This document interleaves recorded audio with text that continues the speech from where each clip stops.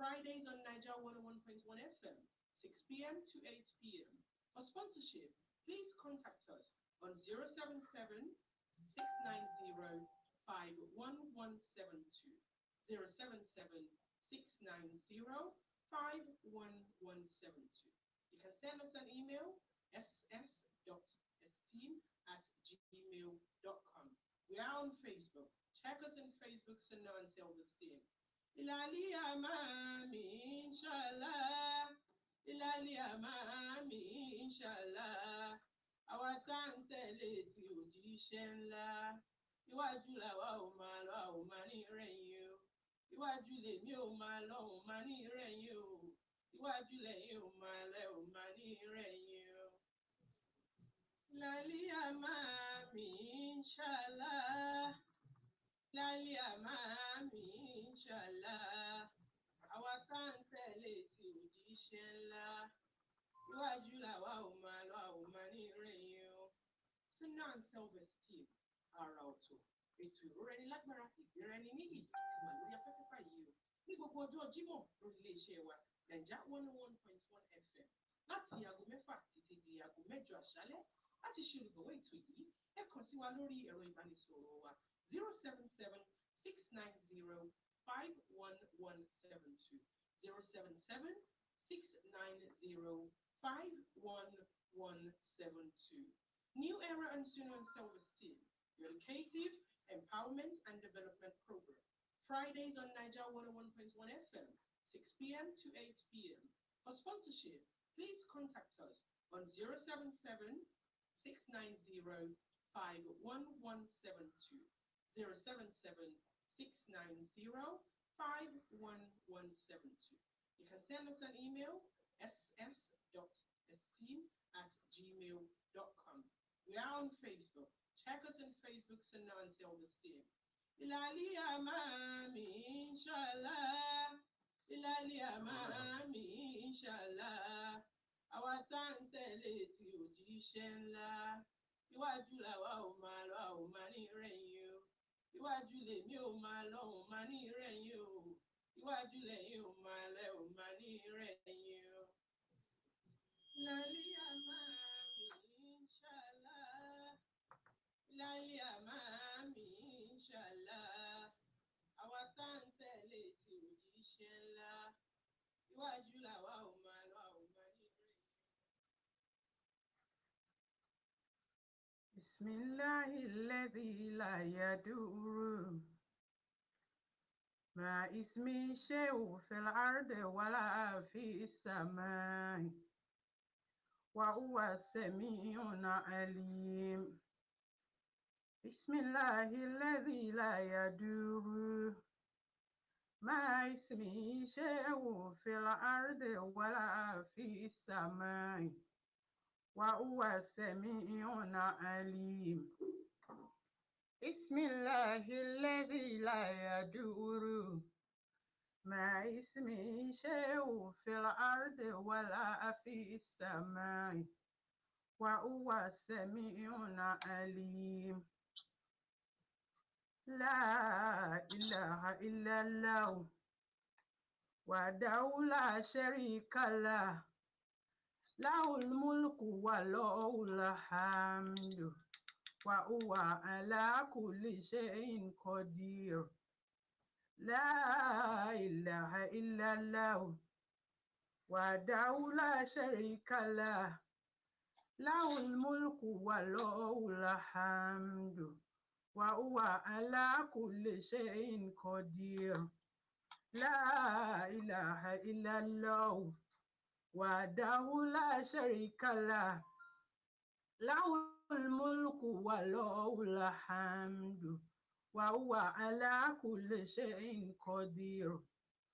Hasbiyallahu la ilaha illa huwa alayhi tawakkaltu wa huwa rabbul arshil azim.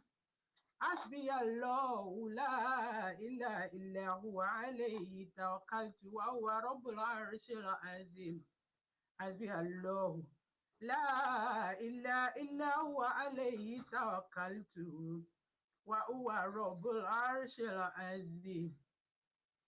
Ya Allah, Ya Rahman, Ya Rahim, Ya Al-Mulk, Uwa Kudusu Anta Salam, Uwa Al-Mumin, Uwa Mu'minu, Allahu Azizu, Allahu Ghafur, Allahu Ghafar, Jalla Jalaluka ya Annan, Jalla Jalaluka ya Mannan, Jalla Jalaluka ya Dayan, Jalla Jalaluka ya Sultan.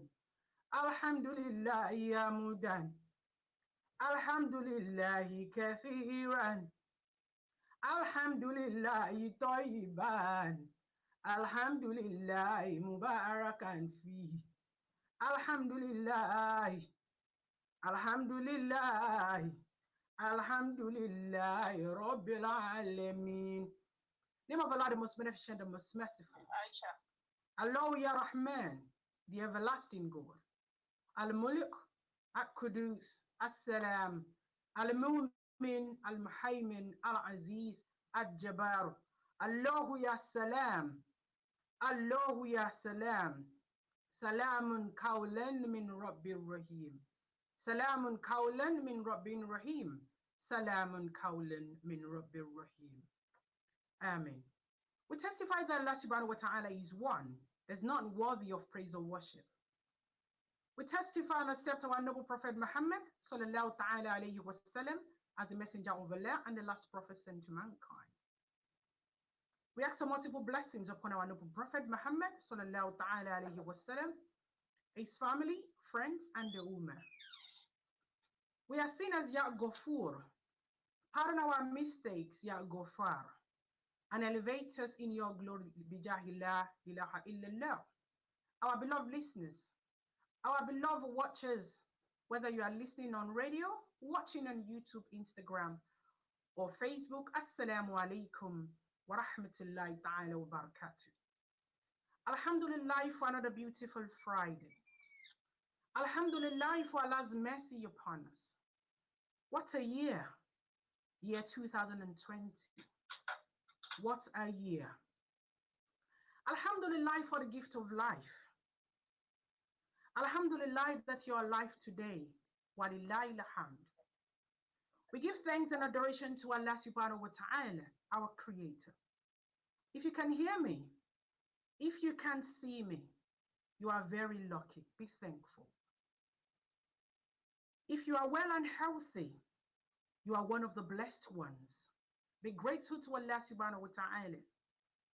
Be thankful and thank him profusely. My name is Nafeesa Ayeola. I'm happy to be part of this program again today, like we normally do every Friday. Though today we'll be talking about something very sensitive, bleeding hearts. The world is bleeding, the world is mourning. The world is mourning, the world is in pain, it's in disarray. There's a lot of happenings everywhere in the world. We ask Allah subhanahu wa ta'ala to grant us peace. We are broadcasting from the United Kingdom at the moment, where COVID-19 cases are increasing by the day. The death in this country is doubling by the week. We are afraid. We are saddened by this. Thinking of going further to America, United States of America, the country is not in peace as well. With the election campaign going on, there's been a lot going on. Many people are not even thinking about the COVID-19 issue rising in America. They are thinking about how to elect a new leader. There's been campaign here and there with different types of notions, intention, and promises. The most disheartening one is that of our dear country, my motherland, Nigeria. At the moment, the country is mourning. At the moment, there's been a lot of bloodshed. Many people have died. The youth, you must have seen on the social media. There are so many distressing images and videos on the social media. All through this week, many of us have been crying. Many of us are having sleepless nights. Many of us are afraid. We don't know what's going to happen yet. Our heart goes out to those people that were killed in the peaceful protest on Tuesday, 20th of October 2020, at Lekki, Lagos State in Nigeria. May Allah subhanahu wa ta'ala forgive those with our dead. May Allah give us all of us the fortitude to bear this great loss. The future leader of Nigeria could have died. Those people that died, there will be one or two people that could have made a huge difference in the progress of that country. Today, there are no more. Today, as a mother, my heart goes to those women out there that have whipped, that they've been ripped off their clothes, their children, young people, those people they rely on to earn a living.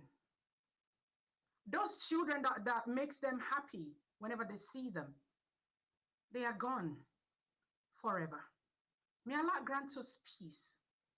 May Allah grant us tranquility. Amen. Bleeding heart. Everybody's heart is bleeding, but in different way.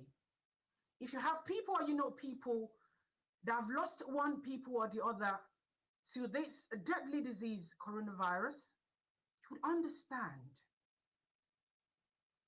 It's been very painful and difficult for many of us to carry on. Looking at your loved ones dying, you cannot give them a helping hand.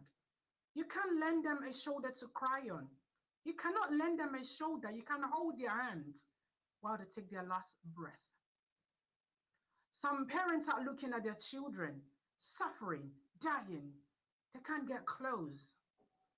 It's been difficult. All these distressing times, may Allah in His infinity mercy grant us peace. Amen. I have with me on the program today our darling Seyida, our darling sister and friend, Seyida Latifa Ayeola Awolesi, who will be speaking to us about bleeding hearts. Many of us are angry. There's a lot of disappointment out there. There's a lot of pain. The pandemic, rape, many instances of rape, financial constraints, murdering here and there, anxiety, depression, destruction. It's all overwhelming. We ask Allah subhanahu wa ta'ala to put an end to this. It is indeed a testing time for me and you. As the Nigerian youths are showing their desire for change, a time has come when our patience will be tested. Our patience is being tested right now. Many people have said so many things. The protest that started peacefully has gone to another turn. As many Nigerian youths are establishing, fashioning, and promoting the type of change they want in Nigeria, how we want it is equally very important.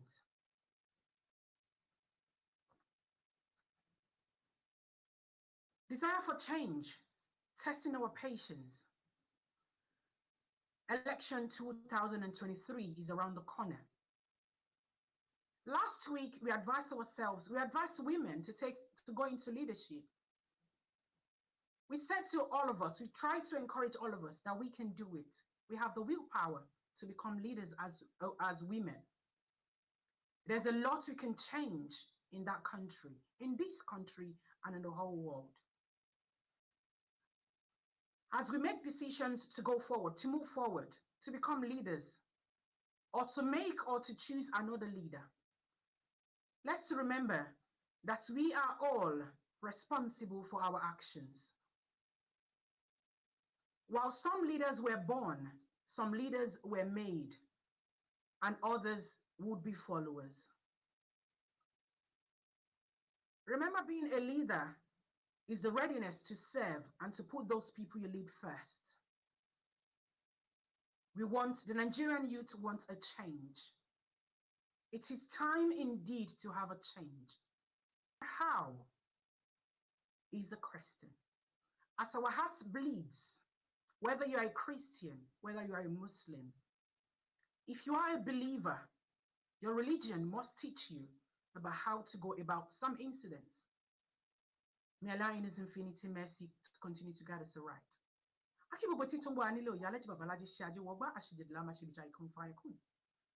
Gbogbo àtàwà ní ilé ìtajà tí a wà ní ilé àbí tí a lọ sí ibi iṣẹ́ a kú àtàárọ̀ kí Ọlọ́run láàánú jùlọ kó má fi wá sílẹ̀. Èmi ọmọ yín àbúrò yín olólùfẹ́ yín Nafeesa Ayeola aya ọ̀dọ̀fin ni mo dé bí a ṣe máa ń dé ní ọjọ́ Jímọ̀ tí a máa ń bára wa sọ̀rọ̀ lórí ètò yìí tí a máa ń gbára wa ní ìyànjú. Ṣé àlàáfíà la wà níbi tí ayé délé ní tí bí kò ti sí ìsinmi láyé gbogbo ẹ̀ ní nǹkan burúkú ló fẹ́ gbayé kan nísìnyí. Ẹni tó lówó ò ní fọkànbalẹ̀, tálákà náà ò ní sinmi.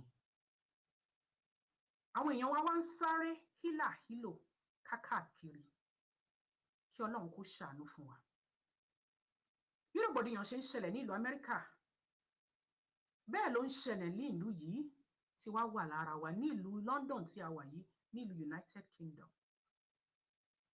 Kò sí ìfọkànbalẹ̀, kò sí ìsinmi nílé ayé. Èyí tó wá burú jáì wá ṣẹlẹ̀ ní ọ̀sẹ̀ yìí ní ìlú wa Nàìjíríà, níbi tí a ti bí èmi tí mo ń sọ̀rọ̀ pàápàá. Àfi kí Ọlọ́run kó fún wa ní ìsinmi. Ní èní a fẹ́ sọ̀rọ̀ nípa ọgbẹ́ ọkàn wa tí ń ṣẹ̀jẹ̀ ní gbogbo ọ̀nà. A máa sọ̀rọ̀ nípa bá ṣe fẹ́ lówó mọ́.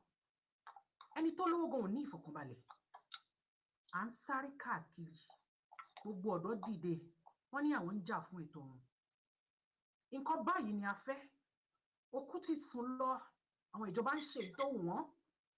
Àwọn jàǹdùkú náà wá ní àwọn ti rí opportunity láti ṣe nǹkan tí táwọn fẹ́ ṣe.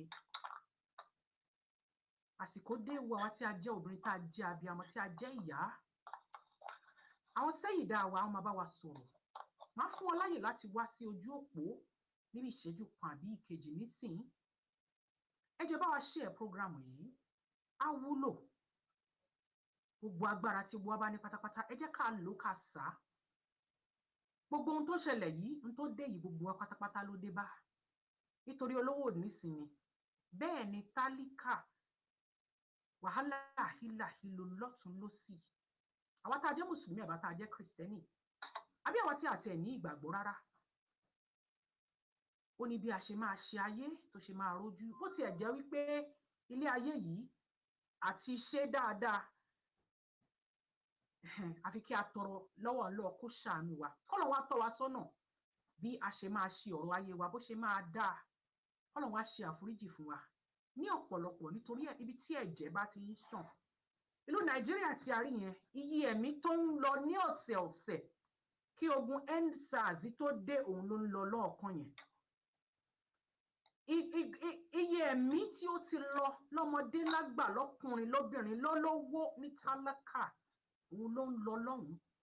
Ìlú tí ẹ̀jẹ̀ bá ti ń ṣàn ní gbogbo ìgbà, ìlú ọ̀hún máa rojú bí.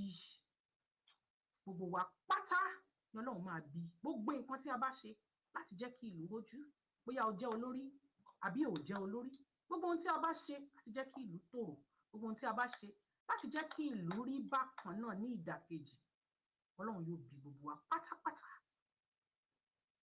Má fi àsìkò yìí pé àwọn Seyida wa kí wọ́n bá wa sọ̀rọ̀. Ọ̀rọ̀ pọ̀ tí a fẹ́ sọ, kí Ọlọ́run kó nu omijé wa nù. Ká má rí ikú ọ̀dọ́ mọ́, kí a má rí ikú ọmọdé, a sì má rí ikú àgbàlagbà. Kí Ọlọ́run kó ṣe àforíjì fún wa, kó lè wá ọ̀pọ̀ àgbà. Assalamu alaikum warahmatullahi wabarakatuh. Wa alaikum salam wa rahmatullahi wa barakatuh. Ṣé àlàáfíà ni mo bá gbogbo ilé o? Assalamu alaikum wa rahmatullahi wa barakatuh, gbogbo ojú tó wò wá.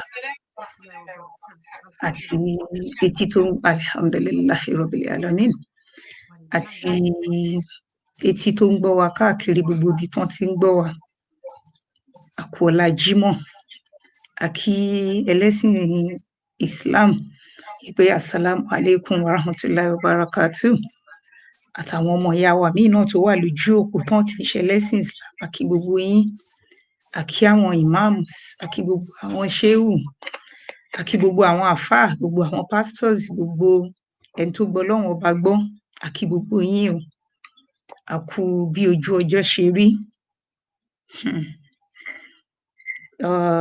Màá bẹ̀rẹ̀ ètò yìí pẹ̀lú orin tí gbogbo wa tá a máa ń kọ ìpè Nàìjíríà yìí tí gbogbo wa ni kó má bọ́dọ̀ bàjẹ́ torí kò síbòmíràn tí a lè lọ àjò lè dàbí ilé ẹ jẹ́ ká fọwọ́sowọ́pọ̀ ká fìmọ̀ ṣọ̀kan gbé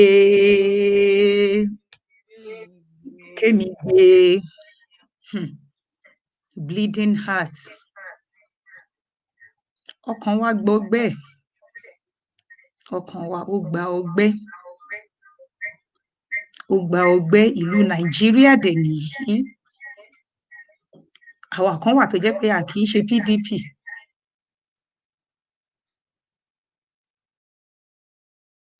orílẹ̀-èdè wa our dear country Nigeria we love our country bọ̀ àwọn kan wà wọ́n á ṣèlú wọ́n á jẹ̀lú wọ́n wá bá wa mórí gbogbo ẹ̀ wọ́n dàrú pọ̀ gbogbo ẹ̀ wá ń dàrú gbùdùgbùdù gbogbo ẹ̀ ó jọjú pọ̀ mọ́ra wọn ṣùgbọ́n ká tó jẹ́ ẹgbẹ́ olóṣèlú tó lókàlùkù ń jà fún ìwọ ń jà fún eléyìí ìwọ ń jà fún yẹn wàláhì ọmọ Nàìjíríà la kọ́kọ́ jẹ́ and that is the most important thing.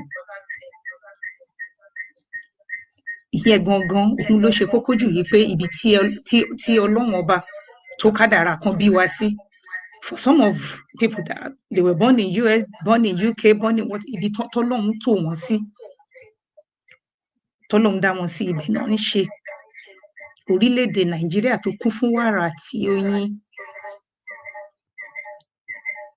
àdẹ̀wà mú gbogbo ẹ̀ àwa dojú ẹ̀rú gbogbo ẹ̀ tí kò wá àti àwọn tó ń darí wa àtàwọn tó ń darí gbogbo ẹ̀ ti wá jọjú pọ̀ báyìí kò lójútùú mọ́ Ọlọ́run ọba nínú àánú ẹ̀ kó jọ kó bá wa bu omi ìtura kó bù sórílẹ̀-èdè Nàìjíríà gbogbo ìdílé kọ̀ọ̀kan kọ́lọ́run kó kó gbogbo ìlàhílò yìí kó kó kúrò ní ìdílé kọ̀ọ̀kan tó ti fara gbá nínú gbogbo ohun tó ṣẹlẹ̀ yìí because ẹni tó lose oyún oṣù kan oṣù méjì oṣù mẹ́ta a máa rántí pé òun ṣàlóyún rí how much more ọmọ ọdún kan ọdún méjì ọdún mẹ́ta tá a ti bí kọ́kọ́ dẹ̀ wá déédéé fòṣùlẹ̀ kó kàn kú Ọlọ́run á ṣàánú fún wa.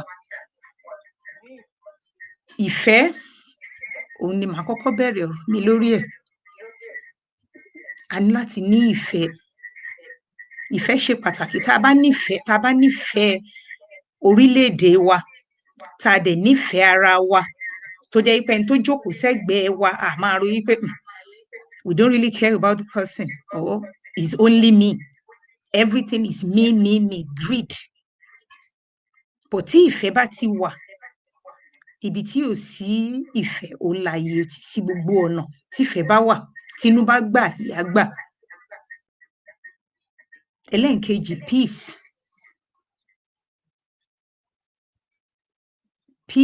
ó ṣe pàtàkì ẹ jẹ́ ká fìyẹn sí ọwọ́.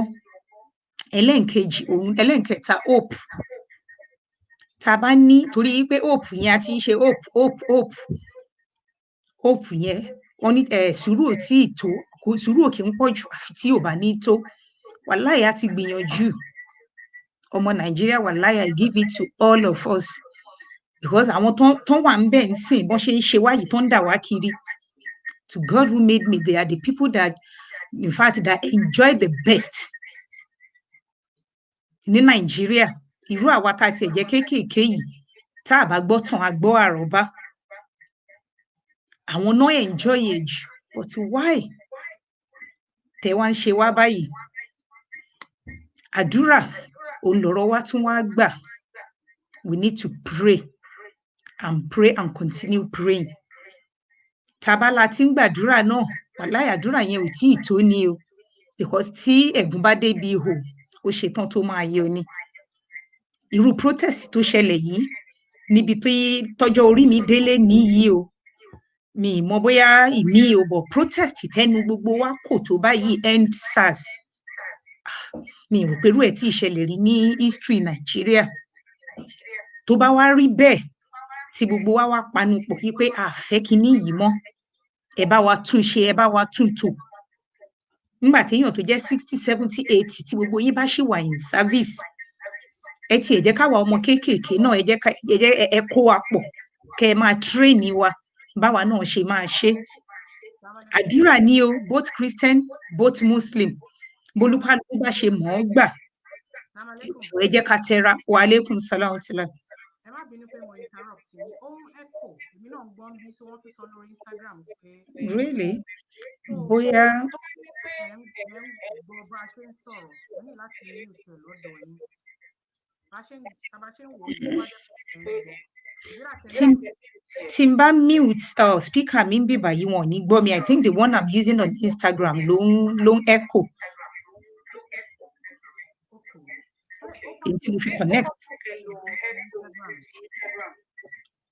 Okay. 1 minute. I had to stand up kí n fi earpiece yẹn kí n connect earpiece yẹn mọ́, please.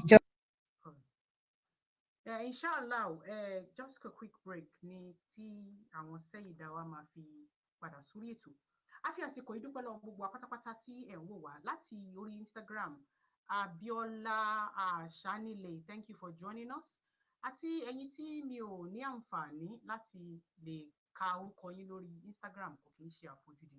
Ẹ ṣé tẹ́ darapọ̀ mọ́ wa lórí ètò lénìí. Àwa tí a wà lórí Facebook, a kí gbogbo wa pátápátá láti orí ìmáàmù mi, àfáà mi, sheikh mi, Hajj Junaid Ọláìdé láti ìlú wa ní Saudi Arabia. Assalamu alaikum wa rahmatullahi wa barakatuh. Gbogbo láti Arab Emirates, Dublin ni àwọn ìmáàmù wa wà. Wa alaikum assalam wa rahmatullahi wa barakatuh. Sister Mojísọ́lá Mọ́tóyọ̀sí, onífàrúkù wà ní ṣàlàfíà lẹ wà o. Ọlọ́run á jẹ́ kí ìpàdé wa ládùn lóyin ní gbogbo ìgbà. Ọlọ́run ní fi wá sílẹ̀. My darling sister Adébùkọ́lá Ọ̀nàfẹ́kọ̀, aka Aunty Becky. It's good to see you, Aunty. Ṣàlàfíà lẹ wà ma o. Sister Adérónkẹ́ Rọ́jí, alhamdulillah rabbil alamin. A kú gbogbo ìgbà. Ọlọ́run ní fi wá sílẹ̀. May Allah in His infinity mercy reward you abundantly. Kí Ọlọ́run kó bá wa dúpẹ́ fún yín. Hostess wa Alhaji wa Bámidélé Awolesi, thank you for joining us, sir. Mo tún mọ̀ tábà tí sweetheart yín bá ti wà online báyìí, ẹ máa join wa ṣáà ni a máa fine ní níjọ́ tí wọ́n bá sí ibi tí ẹ bá join wa. Ẹ ṣé tí ẹ darapọ̀ mọ́ wa lénìí, sir. Sister Adérónkẹ́ Rọ́jí, thank you so much. My darling sister Abímbọ́lá Olóríkè, Mọ́mí Aisha. Àwọn Aisha ń kọ́ Ọlọ́run á jẹ́ kí gbogbo wa kí a nípàdé ayọ̀, Ọlọ́run á fún gbogbo àgbáyé ní ìsinmi. My namesake, sweet sister Olabisi Shadari. Wa alaikum salam wa rahmatullahi wa barakatuh. Ṣàlàfíà lẹ wà. Ọlọ́run ò ní fi gbogbo wa sílẹ̀ o. Àwọn Seyida wa ti padà wá. Ẹ jẹ́ kí a gbé wọn padà wá kí a máa bá ètò lọ. Seyida wa, assalamu alaikum. Wa alaikum salam wa rahmatullahi wa barakatuh.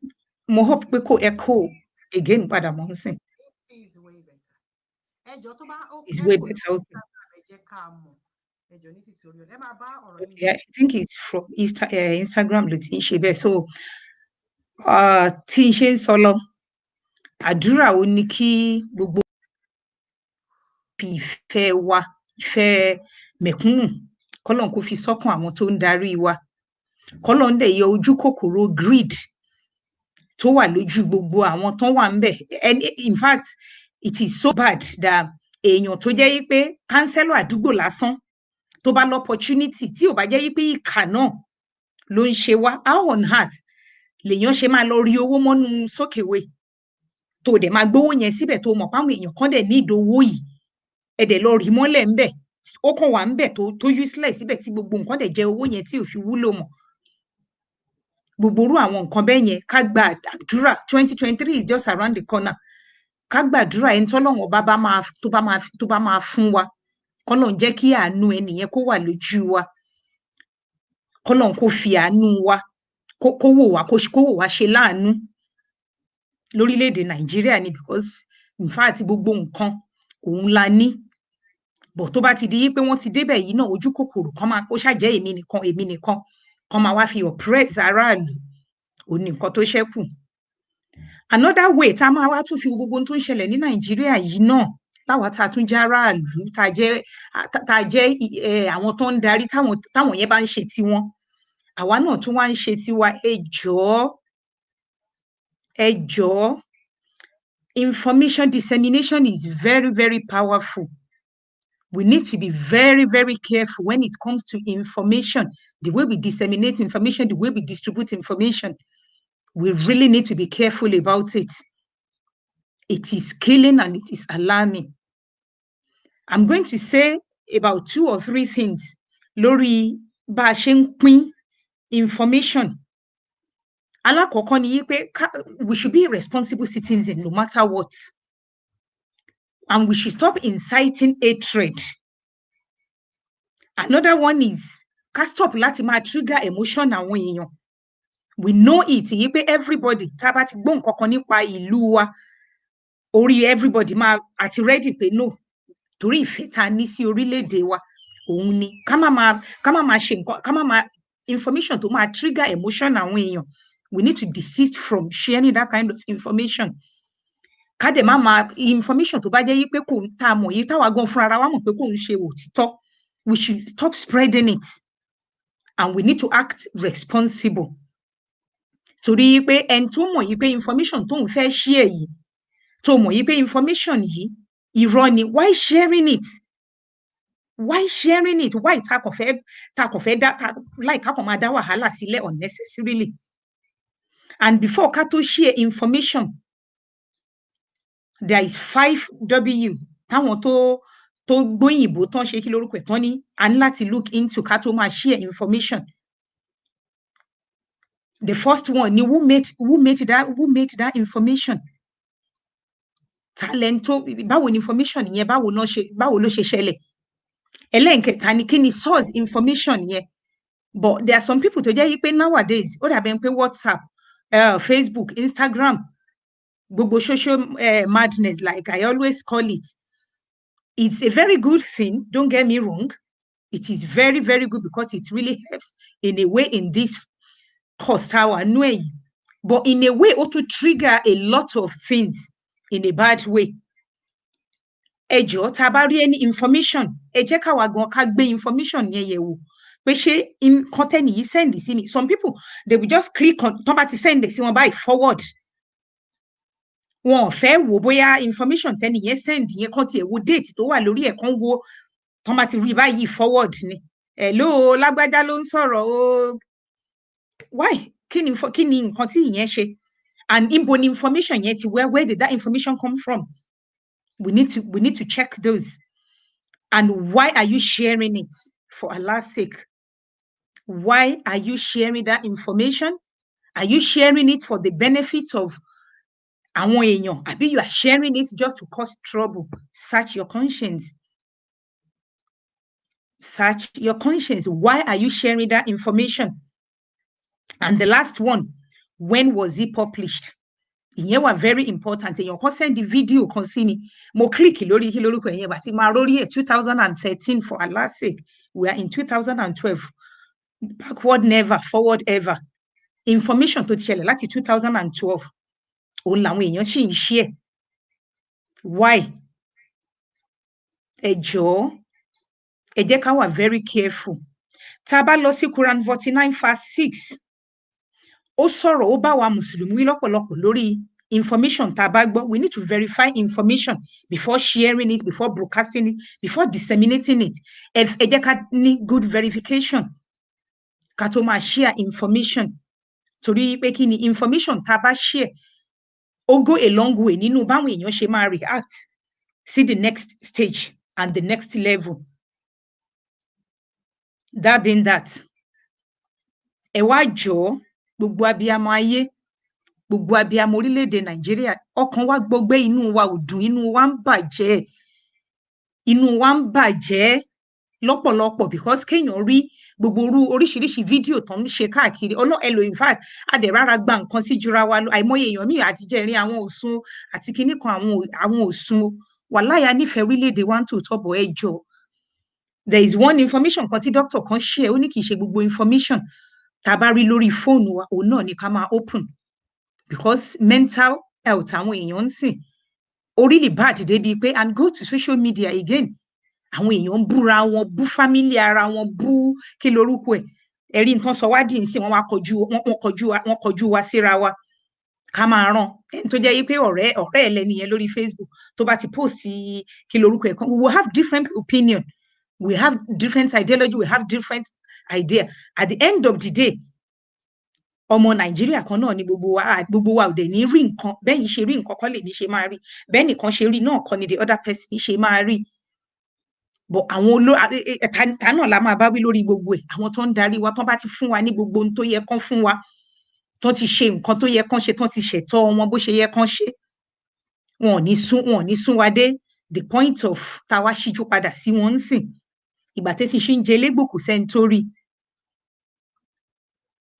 àbí ìgbà tẹ́sí ṣe ń jẹ légbò àbí báwo ni Yorùbá yẹn so ń sìn tí ṣe wá ń jẹ légbò vice versa òun náà wá ń pariwo yí pé a tún ti dé o a máa dé bọ̀ ẹ wá jọ̀ọ́ àwa youth náà ẹ jẹ́ ká màjàmásálà mọ akíkanjú àti ìjà wàláì wọn in fact fíìmù yẹn wọn ò lè wò ó tán because wọn believe wípé we can go this far ẹ jẹ́ ká wá fúnra wa ní àfàrò ẹ̀mí tó ti lọ yìí ó ti tó gẹ́ ẹ̀mí tó lọ yìí ó ti tó gẹ́ ẹ̀mí yìí ti tó gẹ́ ó pọ̀ o àwọn kan tó ń fi ń wé Libya tó fi ń lékè lórúkọ ọmọ Nàìjíríà làwọn ò kì í ṣe ará Libya o mélòó ni gbogbo population wa àmà tí pọ̀ tó ti ṣẹlẹ̀ yìí ó ti tó gẹ́ gbogbo fake news gbogbo kí lórúkọ ẹ̀ jọ ẹni tó bá ti mọ̀ pé nǹkan tóun fẹ́ gbé sórí afẹ́fẹ́ nǹkan tó máa tún dá wàhálà sílẹ̀ ni ẹ má jẹ́ ká share ẹ̀ nǹkan tẹ́ bá ti rí pé ó ti ń trend already ẹ̀yin náà ẹ má tún máa tún gbé kó tún máa wá jẹ́ pé nǹkan tó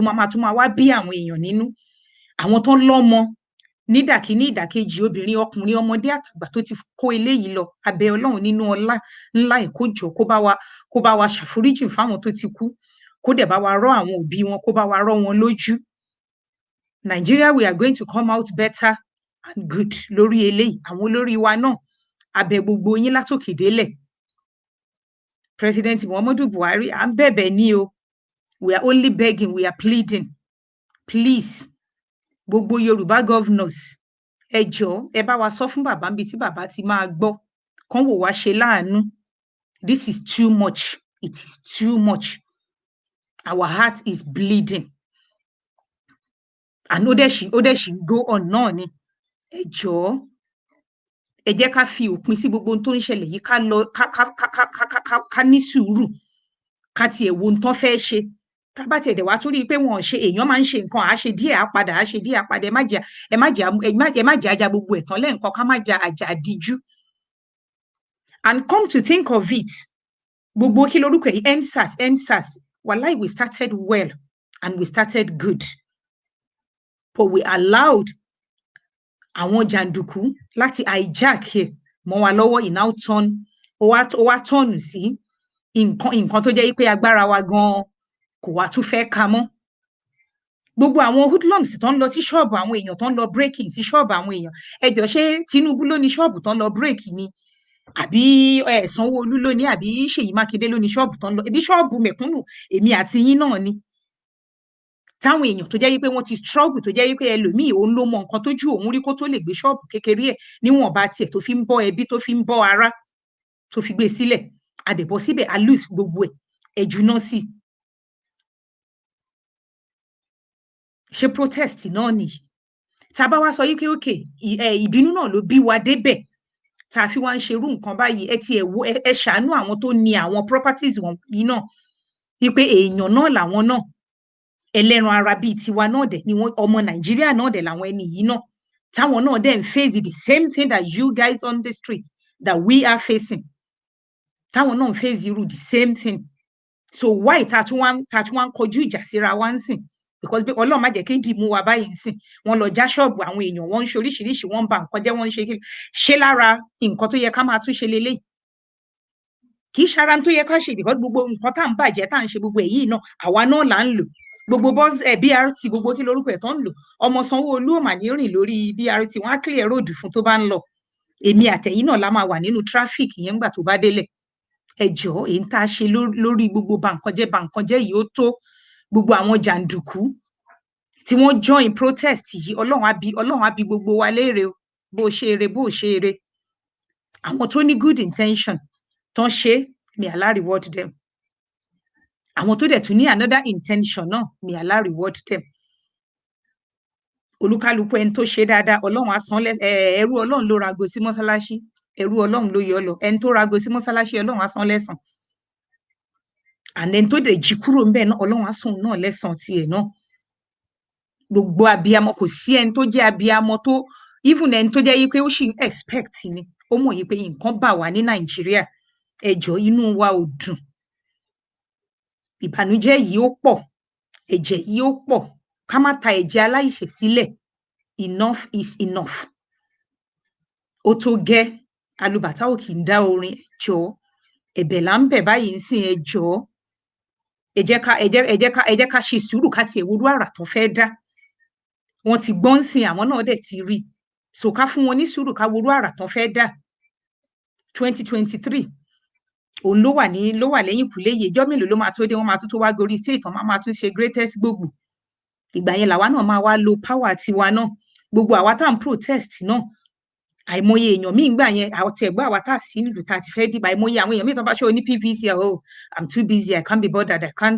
not ready for that I'm not doing this protest wá wáyé ń sìn gbogbo wa fò síta fò sí títì ẹ jọ̀ọ́ nígbà tó bá dìgbà yẹn àwa náà àwa lo agbára tiwa àdúrà òun ló yẹ ká máa tún wá gbà ń sìn the first election tá a ṣe lọ gbogbo wa àdúrà òun la gba ìgbà tó di second one a ṣàdúrà so much believe pé èèyàn òun la worship wàláyà worship ọlẹ́ jẹ́ ká padà kólúkálukú padà sí mọ́sálásí ká padà sí chọ́ọ̀chì ká lọ wọlé àdúrà ká bẹ lọ́hùn mùsùlùmí ẹ jẹ́ ká mú tàjúdù wa lọ́kùnkúndùn báyìí ká ṣe àdúrà fórílẹ̀-èdè Nàìjíríà tára UK bá máa sọ wọ́n á ní God bless the queen táwọn ará United States bá máa sọ tiwọn wá ní in the state we believe àbáwò náà ṣe ń sọ tiwọn bọ́ ọmọ Nàìjíríà tiwa ìpè la máa ń gbèlú wa ṣẹ́ ẹnu wa tá a dẹ̀ ń wò yìí wàláì there is power in tongue Nàìjíríà olórí kíní kan mà ní kíní kan olórí kíní kan kò sí èpè òun là ń gbé Nàìjíríà ṣe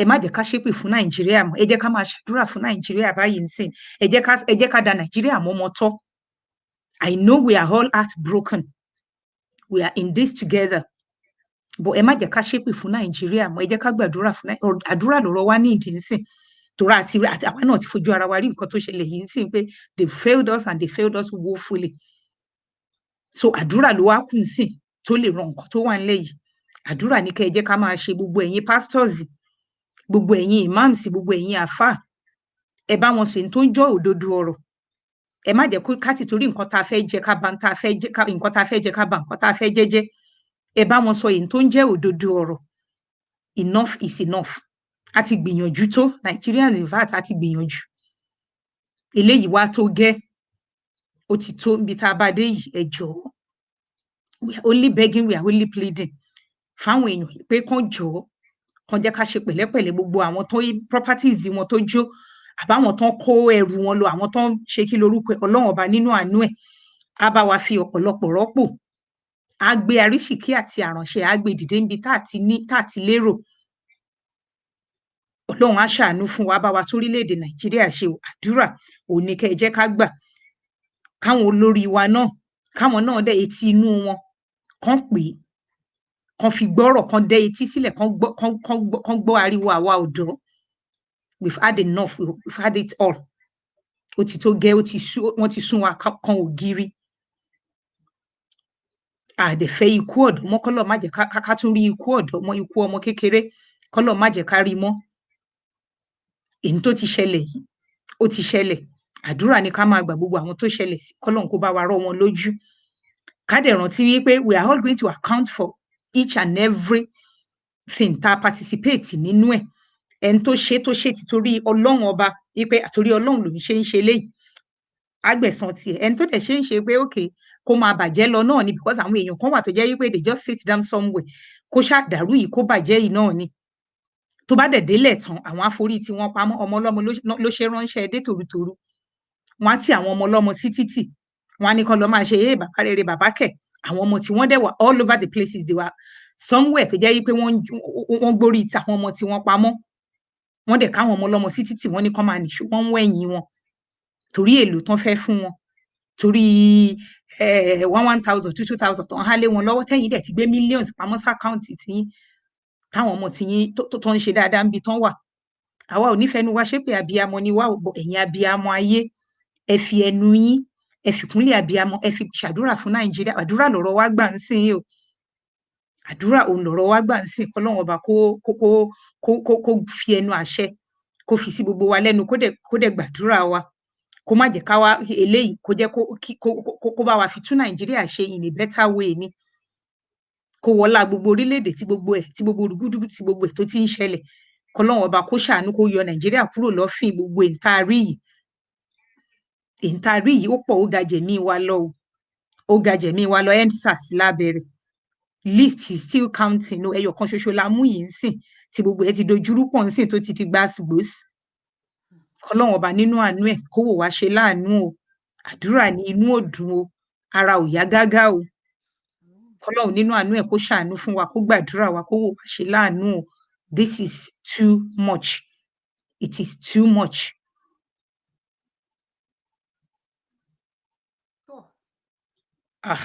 Alágbára làlá ò wá alágbára làlá ò wá alágbára tó fagbára rẹ̀ ní wá lára alágbára làlá ò wá alágbára alágbára làlá ò wá alágbára lọ́wọ́ alágbára alágbára tó fagbára ẹ̀ ní wá lára. Àwa ò rí ibi tí a lè sá sí. Àbí? Pé àlọ́wùrọ̀ bí. Mi ò lẹ́ni tí mo lè ké sí pé ló jẹ́ pé àlọ́wùrọ̀ bí. Ìwọ nìkan ṣá ní ìwọ jàre má fàyè dààmú mi. Ìwọ jàre má fàyè dààmú wa. Àní Ọlọ́run ọba ìwọ nìkan ṣá.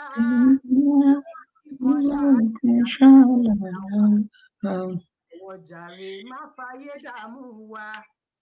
Wà mọ́ kẹrù wà mọ́ kára lọ́ọ̀. Kiri nà agbára lọ́wọ́ ẹni tí gbàgbọ́ ni wá. Agbára lọ́wọ́ àwọn tí ń lè pa Wọ́n ló gbàgbára lọ́wọ́ àwọn tí ń lépa Ìsá. Wọ́n ló gbàgbára lọ́wọ́ àwọn tó ń lépa Ànábì Muhammad sallallahu alaihi wasallam. Agbára lọ́wọ́ alágbára. Fagbára ní wá lára. Tó lò ní wá lára. Ara tó ń lò ní wá lára. Ní wá lára. Tó tún fẹ́ fa agbára tán ní àwọn ọmọ wa lára. Báwa gba agbára lọ́wọ́ alágbára. Tí a lè sá síṣẹ́. Àwa ò níbi tí a lè sá sí. A lè ké pé o. Àyàfi rẹ̀ ọba ńlá Allah. Jàlá àlùkàyà alágbára lọ́wọ́ alágbára. Tán lò ní wá lára. Lọ kí gbogbo àwọn tí wọ́n ní wá lára. Ní ibi tí wọ́n bá wà, gbogbo ẹnikẹ́ni tí ò bá fẹ́ kí a ní ìlọsíwájú. Gbogbo ẹnikẹ́ni tí ò fẹ́ kí a ní ìsinmi tọmọtọmọ tọkọtaya. Gbogbo ẹnikẹ́ni tí ò fẹ́. Ọlọ́run kò gbàgbára lọ́wọ́ wọn o. Tí ò fẹ́ rí wa nínú ìdùnnú. Gbogbo ẹni tí ò bá fẹ́ ká láṣeyọrí. Gbogbo ẹni tí ò bá fẹ́ ká ní ìlọsíwájú. Ọlọ́run ọba ló dá wa ló dá wọn. Ọlọ́run ọba bẹ́ẹ̀ni kó gba agbára lọ́wọ́ wọn. Kó wá jí kí àlùbáríkà ẹ̀ àti ìmọ́lẹ̀ ẹ̀ núùrù ẹ̀ kó tàn sí wa ní ayé. Kí wa lè àmín àmín Ayoola ní ìsinmi jù báyìí lọ. Kí a tún lè ní ìfọkàn jù báyìí lọ. Àní gbogbo ẹni tó bá fẹ́ ìṣubú mi, gbogbo ẹni tó bá fẹ́ àmín gbogbo ẹni tó bá fẹ́ ìṣubú wa pátápátá, gbogbo ẹni tí ò bá fẹ́ orílẹ̀-èdè Nàìjíríà tó bá wa gba agbára lọ́wọ́ wọn. Gbogbo àmín Ayoola Nàìjíríà ní ìsinmi, kọ́lọ̀ kó bá wa gba agbára lọ́wọ́ wọn, kó wá fi wá bẹ́ẹ̀ni lọ́kàn balẹ̀. wá yìí. Ẹ jẹ́ kí gbogbo wa pátápátá kí ká rẹ́dì láti ṣe nǹkan tí wọ́n ń pè ní òtítọ́. Òtítọ́ láì. That's very important. We cannot fold our arms. We cannot keep shouting. We can't keep protesting without every single one of us doing the needful, doing anything, however little, however big contribution towards the country, the success of the country. It is something we have to do collectively. The government alone cannot do it. The government alone, the corruption that's going on in Nigeria, corruption is everywhere in the world. That is Àmín. But we know that in Nigeria, only kanka. The truth is, we all have a role to play. Every woman have to fight in their own way, fighting like our darling sister Aisha Yesufu. When I say fighting, it doesn't have to be bloody. We can correct things in different ways. Si a bá fi ẹnu correct ẹ, a fi ìwà correct ẹ, a wá fi ìṣesí correct ẹ. Correct. Ìjà kọ́kọ́ la gbọ́dọ̀ jà. Ọmọ kékeré lèmi náà, ọ̀dọ́ sì lèmi náà. Ìjà ni kọ́kọ́ la máa jà. A nídìí láti jókòó, láti Can we strategize? While tí wọ́n ní kó nílé gbélé nísìn, it's time for us to plan the way forward. Ibi tí àwọn people ti wá sórí wa rè o. A máa ń pariwo, a máa ń sọ̀rọ̀, but we are not ready to take responsibilities. We too are not ready to be part of that government. This is the time for us to be. There's a lot of millions of talents in Nigeria. We have to combine it together to move the country forward. Yes, we've been advised to pray. Àdúrà làwọn onígbàgbọ́ máa ń gbà. Àmọ́ Ọlọ́run náà ní tó bá ṣe yá àláwù, kó máa ṣe yá àyàsẹ̀. Tá a bá ń sọ wípé à ń gbàdúrà, we have to Ọlọ́run ò ní sọ̀kalẹ̀ látòkè láti wá correct nǹkan. We as individuals have to come together and make things happen. We've done a lot talking. We've done a lot fighting. Now is the time Action. to actively act and bring forward what exactly we want and how. I'll say that I need 2023 then 2022 Ìjẹ́ wo nìyẹn bí? is very close. Ó jẹ́ kí gbogbo wa kí agbára wa níyànjú. Bí a ṣe bẹ̀rẹ̀ ìjà yẹn, wọ́n ti ní ká dákẹ́. Dídákẹ́ tán ní adákẹ́. Ọpọlọ wa ò gbọ́dọ̀ dákẹ́ o. Báírò tí a Bẹ́ẹ̀ni. gbọ́dọ̀ dákẹ́. Ká strategize how we want things to be done. Tí àsìkò election bá wá dé, ìwọ tí wọ́n ń fún ní àpò gàrí, ìwọ tó ń fún ní 5,000, wọ́n ń fún ní 10,000. Àbí Ó fi lọ ń dìbò fún ẹni tí ò ló fi lọ dìbò. right grandchildren ní àti tiẹ̀ ló ti ta yẹn. Àbí ó jọjọ́ ọ̀la ọmọ ẹ̀ mọ́ ni. Irú àwọn èèyàn tí wọ́n ń govern, ìmọ̀tara ẹni nìkan, pàápàá ní ilẹ̀ wa Yorùbá. Gbogbo ohun tá à ń sọ, gbogbo ohun tó ń jó ilẹ̀ Yorùbá náà ló ti ṣẹlẹ̀. Gbogbo ibi tí nǹkan ti bàjẹ́ jù ilẹ̀ Yorùbá ni. Kí ló dé? Why? Èmi ló dé. Àbí èmi ní í ṣe à? Akàwé gan. Let's make use of it. Àwa tá wà nílùú òyìnbó, ó dàbí ọ̀rọ̀ yìí ṣe ń ká wa lára o. Àmọ́ tí wọ́n bá mú ìwọ tí o wà nílùú òyìnbó pé ìwọ náà tó ti rí òkun, tó ti rí ọ̀sà. Most people that are governing us, they've suffered before. They've been hungry before. Most of them. They've been through the situation of poverty before. So why is it that when they get to that position, they don't think about what is happening forget it. or what's they've gone through? Agreed. So are you that person living abroad? If you think, if for any reason you have been appointed to go back to Nigeria, will you be a good leader? That question should sink into your heart. Will you be ready to serve the nation? Will you be ready to take the people you want to govern for first? Will you put them first? Will you stand up for the truth when you see one, regardless if you have supporters or not? Will you be able to fight for another person's child? Will you fight for a child that has grew up from poverty? I was not born with a silver spoon. I've been hungry before. I've begged for food. I know what it means to be hungry. I know what poverty is. And I'll forever stand for the truth. I love justice. For those people that know me, I have a voice. I speak. You should be that person that will stand up for the truth. Nothing but the truth. To make a change, you have to. Change it starts from me. Change it starts from you. You. Àwa la send owó lọ sí la send owó láti àwọn tó alábroad la send owó lọ sí Nigeria jù. Meanwhile, in Nigeria, many of them live larger than us. That's another message to the youth back home. Many people in Nigeria, we want to live beyond Impoti and Agbara. Fake life. Why? Yeah. No, I'm not better than you. You're not better than me. We don't have to mafi bagbaga. It's a problem to man bearing. Competition. Because I think share competition. I'm gbàgbé bí tá a ti ń bọ̀. Ìyẹn ni olówó ò ṣe ọmọ tálíkà ni kò ṣe lè fi ọmọ olówó nítorí wọ́n fẹ́ jẹ́ kí ó máa lọ bẹ́ẹ̀ bí Ọlọ́run máa bí gbogbo wa pátápátá. Gbogbo ẹni tó bá rí òtítọ́ tí ò bá ṣe tí ò bá sọ Ọlọ́run á bí. Ó ṣe wà nínú Bíbélì ló ṣe wà nínú Quran. Even àwọn òyìnbó ní wípé kí a máa sọ òtítọ́ ní gbogbo ìgbà òun ló ń gbé ni lékè.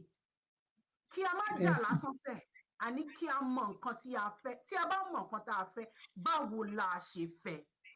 Election tó ń bọ̀ yìí kí a dúró kí àwọn ọ̀dọ́ wa dúró àwọn tí àwọn ọ̀dọ́ ní representative tó jẹ́ ọ̀dọ́ ẹ jẹ́ kí a mọ nǹkan tá à ń ṣe ká dẹ̀ support ẹni yẹn ká support ara wa kó lè gbégbá orókè tó bá wá débẹ̀ wọ́n ti gbogbo ìlérí tó bá ṣe. Mùsùlùmí ọmọ ìyá wa ni ẹni tó wà lórípò lénìí.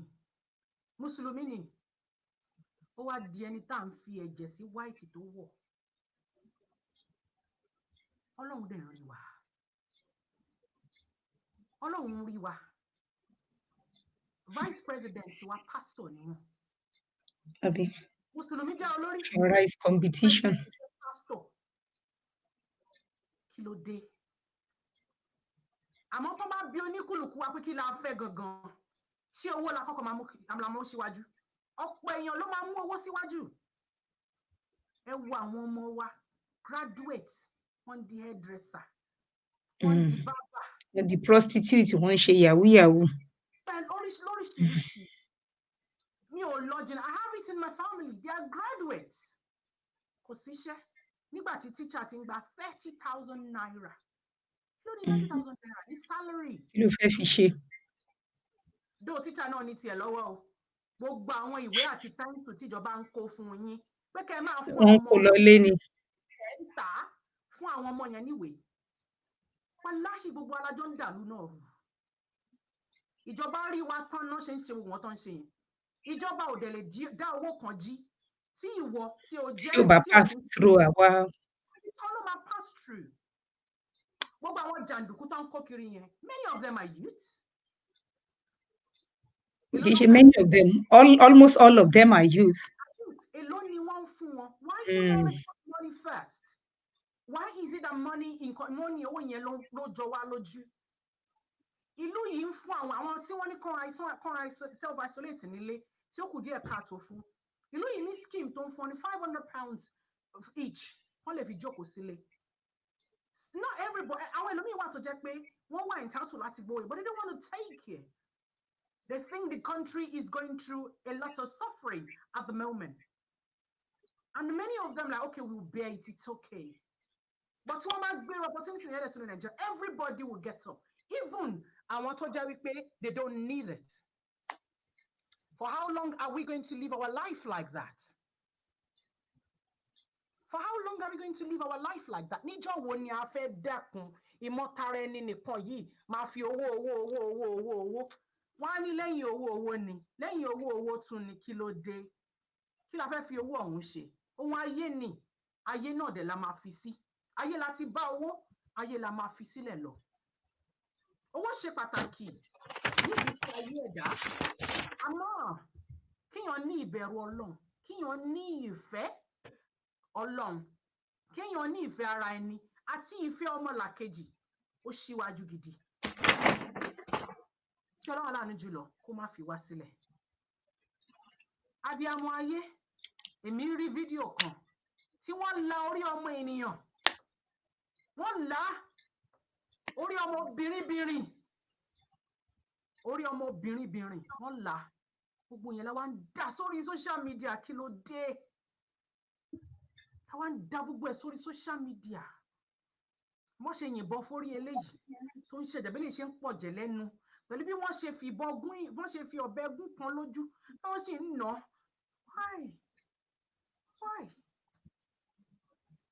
Why? When are we going to stop this? It's too bloody. It's just too much. Kí ló dé? À ń pariwo ní UK bí a ní kí UK government can sanction Nigeria government. Don't we have enough problems in this country? And do we really want them to intervene? Do we really want them to intervene? Do we really Yeah, and sorry, Assalamu alaikum, Sister Nafeesa. Yes, ma'am. Ṣé mo yí pé there is a news tí mò ń gbọ́ ń bíbà yìí níjẹta pẹ̀lú gbogbo sanction international body kan bá wa dá sí. I'm not sure if any of our listeners online now listen to that information tí màá nìyẹn ń sọ yí pé we are not priority. Nǹkan tó ń ṣẹlẹ̀ Nàìjíríà lọ́wọ́lọ́wọ́ kò ń ṣe priority. Because wọ́n mú àwọn náà níṣòro tí wọ́n tó ń bá deal, and somebody was saying etí COVID ò pa wá níbi tọ́lọ́run nífẹ̀ẹ́ wa dé Nàìjíríà, COVID ò pa wá bó ṣe ń pa wọ́n pakúpa ní UK, US and Italy and the rest. Tó wá jẹ́ pé owó ara wa la wá fi ń reduce the population ara wa. We need to think twice. It's international help. It's good. But báwọn èèyàn náà ti sọ fún wa sí pé it's not a priority, pé Nàìjíríà ń ṣe priority fún. Orí mi mọ̀ bóyá ṣé irú Trump yẹn náà máa ní kó wá irú ròǹbòrùn. Ìyá mi, Seyida. Now. Ọ̀nà yẹn jìn. The way the government, the UK government is going at the moment, the country is in a recession. The death within the 28 days of contacting coronavirus is doubling by the week. The rate which the positive case is increasing is alarming. It's alarming.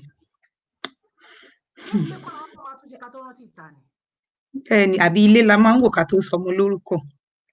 And you can't give what you don't have. No, you can't give what you don't have. Seyida, ẹ jọ̀ọ́, ẹ request fún láti wá Oh, okay.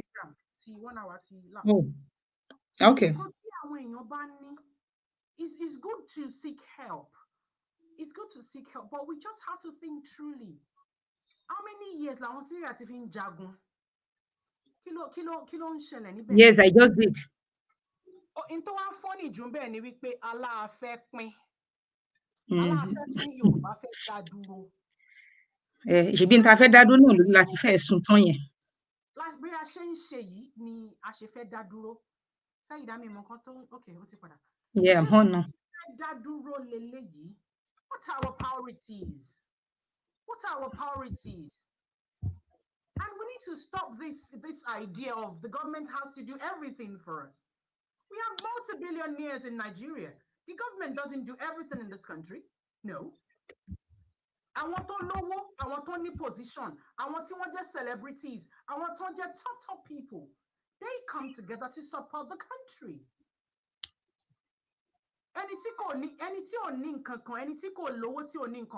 He does contribute one way or the other to the economy. Country. But we want the government to do everything. I'm not saying the government is right. But when it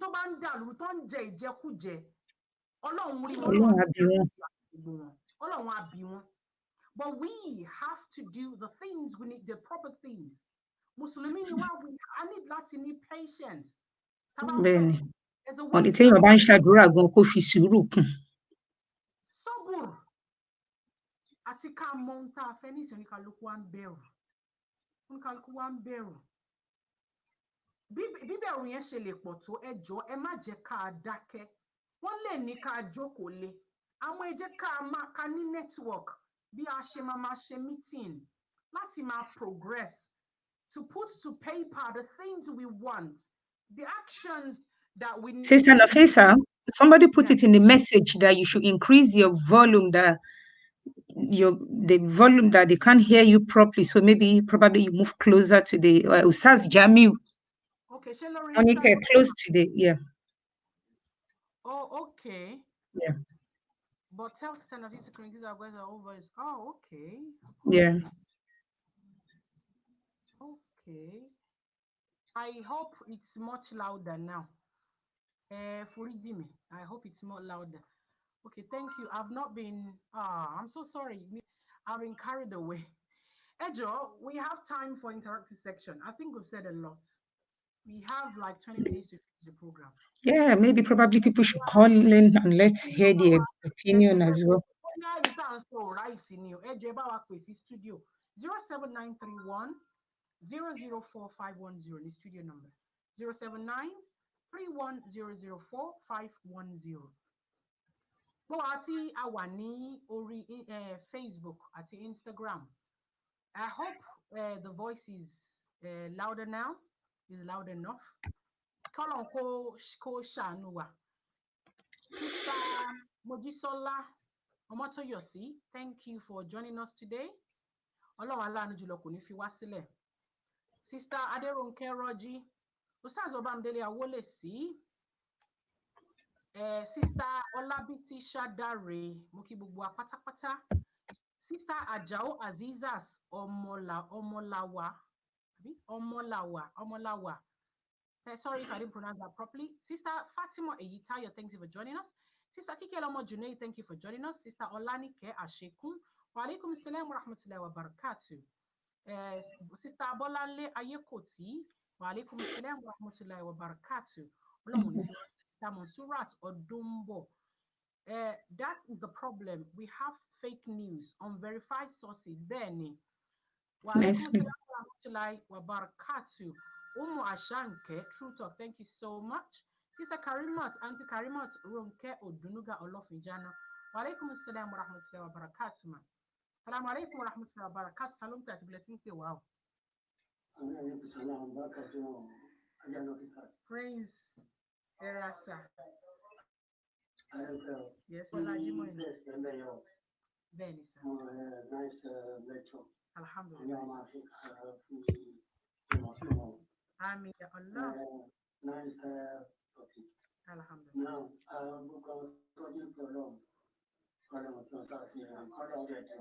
Amin ya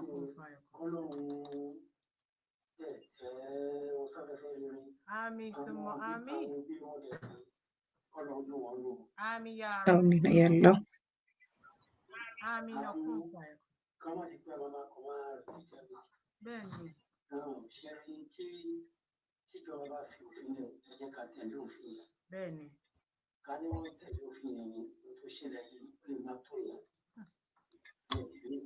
Wọ́n ti dàpọ̀ mọ́ àwọn ọmọ tó ń ṣe nǹkan peacefully, but everything is political. Political motives kò ló kọ̀ sí gbogbo bí ọ̀tá ọ̀kọ́ lọ́mọ. Gbogbo ọmọ jàǹdùkú nínú ọ̀dẹ̀ ní tọ́kàn tó jẹ́ lọ́wọ́ níbùdó. Agbára la ṣe fún ọkọ lọ́dún àríṣẹ́ wọn tí wọ́n ní. Ẹni ṣe ní ká máa destroy nǹkan ká máa ṣe kí nìyẹn kò ẹ̀.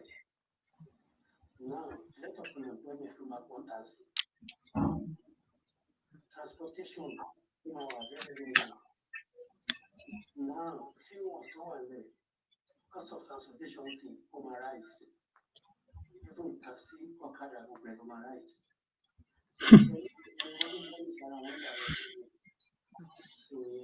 Ẹni tó bá jẹ́ cultural heritage wa àti historical heritage wa ẹ jọ ẹ jẹ́ ká máa preserve ká má máa destroy rẹ̀ ọdún tó ṣẹlẹ̀ ní ààfin ọmọ pípọ̀ sí ẹ kò bójú mu rárá àrùn nìyẹn kí ọlọ́run bá ń kọ́ ṣé tí yẹ kó tọ́ àwọn tó darí wa kó tọ́ wọn sí ọ̀nà. Àmín. Yeah, because bad governance will look us for life. You see, bad governance too far. Then again, share the critical or your critical of one idea. There are other solo stone, you see, who get the 44 number of coffee. What could I say? To buy just relation of that day, one man found you. I see you want to laugh. Share your deals on your head. So, what Sherry, I don't know what to say. I do have to come from that alone. And at the same time,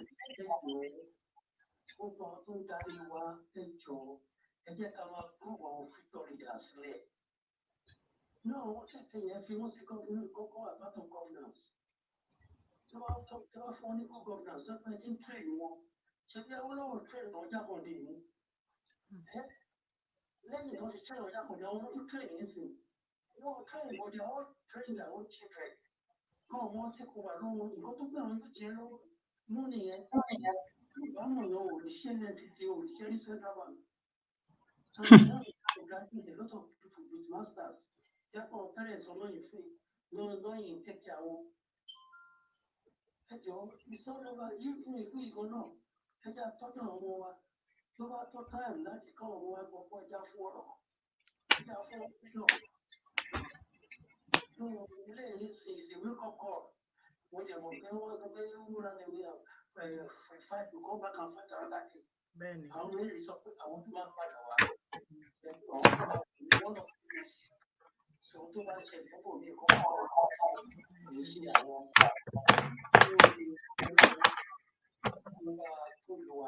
Amin. Amin. Amin ya Allah. Amin. Amin ya Allah. Ẹ ṣe Prince Ọ̀ṣuníṣẹ́ Ọlọ́run adúpẹ́ fún yẹn kò fẹ́. Ẹ fún wa ta. Masalam 07931 004510 ní studio number 07931 004510 àti àwọn afẹ́pẹ́ sí studio afẹ́ so one or two things. Mo tún notice nǹkan kan wípé àìlè sọ̀rọ̀. Ìbẹ̀rẹ̀ orí burúkú ni.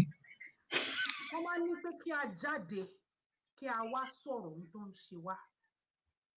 Ọ̀pọ̀lọpọ̀ wa ò kí ń lè sọ̀rọ̀ kí ló dé. A máa ń sá sẹ́yìn, a máa ń pariwo ń sàlẹ̀.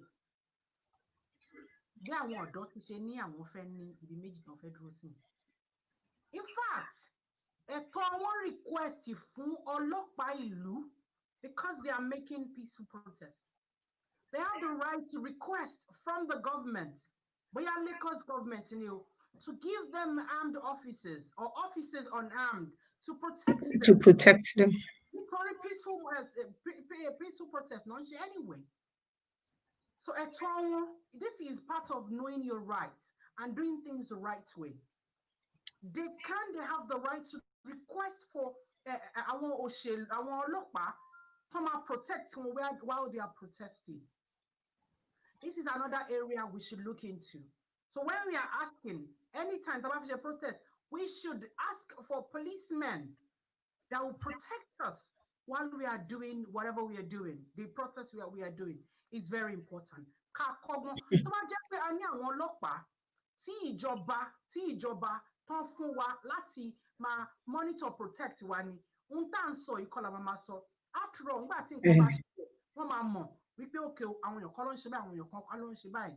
And they will be there to protect us as well. Wọ́n á máa ṣojú wa, wọ́n á dẹ̀ máa ṣojú ìjọba at the same time because it's a peaceful protest. we should have 1 or 2 people. There'll be representatives. See, tabakwe 10,000. We should at least have 10 people. There'll be representative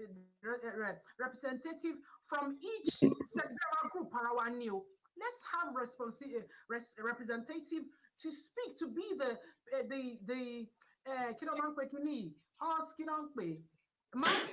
be the mouthpiece. The spokesman or spokeswoman. So for each group, that is another way forward. If we have a representative, if we are technical local government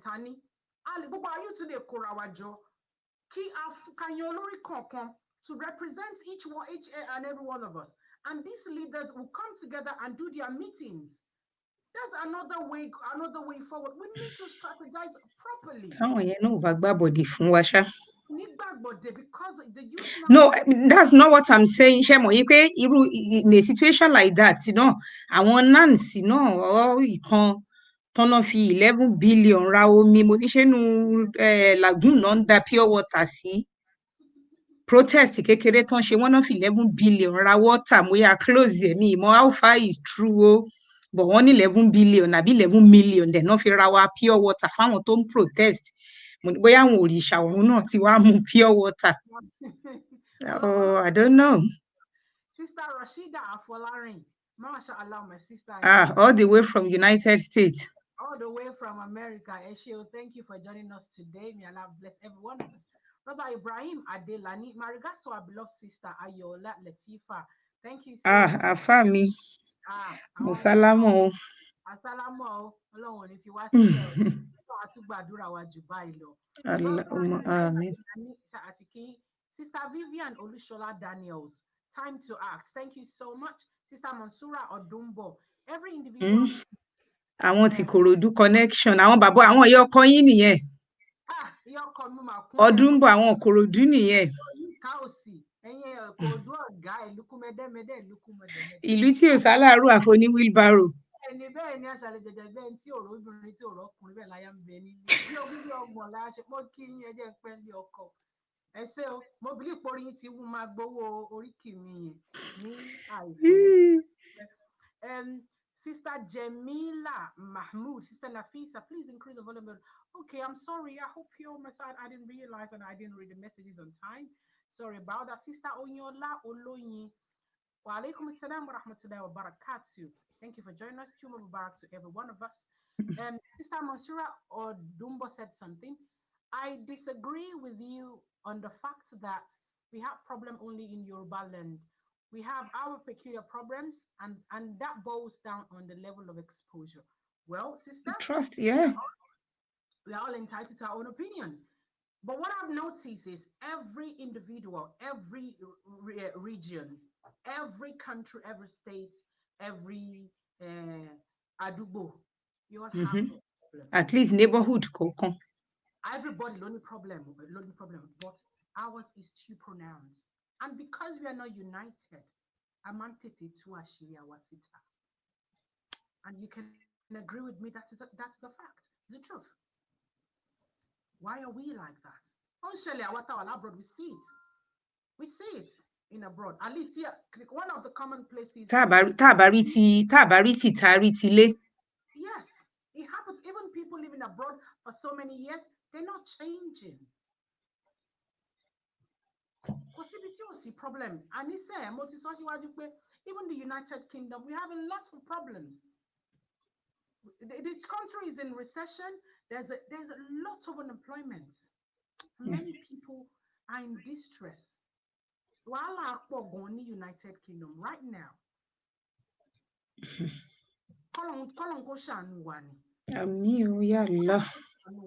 it has gotten to a point whereby we all need to come together and speak with one voice. We can fight this together successfully, peacefully, by knowing our rights and making use of it. And doing it in the right way. Doing it in the right by following the rules that governs the country or whichever region we are. I was shocked when I saw the amount of people that went to protest on Wednesday in the Nigerian house. I was shocked. A lot of people went. A Yeah. lot of people. I don't think there's been any time. See, and when you did it, I think Nigerians at every people were ready about 3 p.m. In fact, according to source, at 9 a.m. not to be protesting. But what argument time? It was peaceful. Even tí àyè bá wà gan, ṣé àwọn èèyàn wá lè bá Yeah, nǹkan I jẹ́? think they are doing tomorrow as well. Wọ́n ń ṣe ní every time. So kò sí àyè pé a fẹ́ bá nǹkan jẹ́, it will be peaceful. Ọlọ́pàá dẹ̀ àwọn ọlọ́pàá wọ́n dúró báyìí ní jigbí. Bá nǹkan jẹ́ kó rẹ́wọ̀n he. Wọ́n dúró jigbí ní síwájú embassy.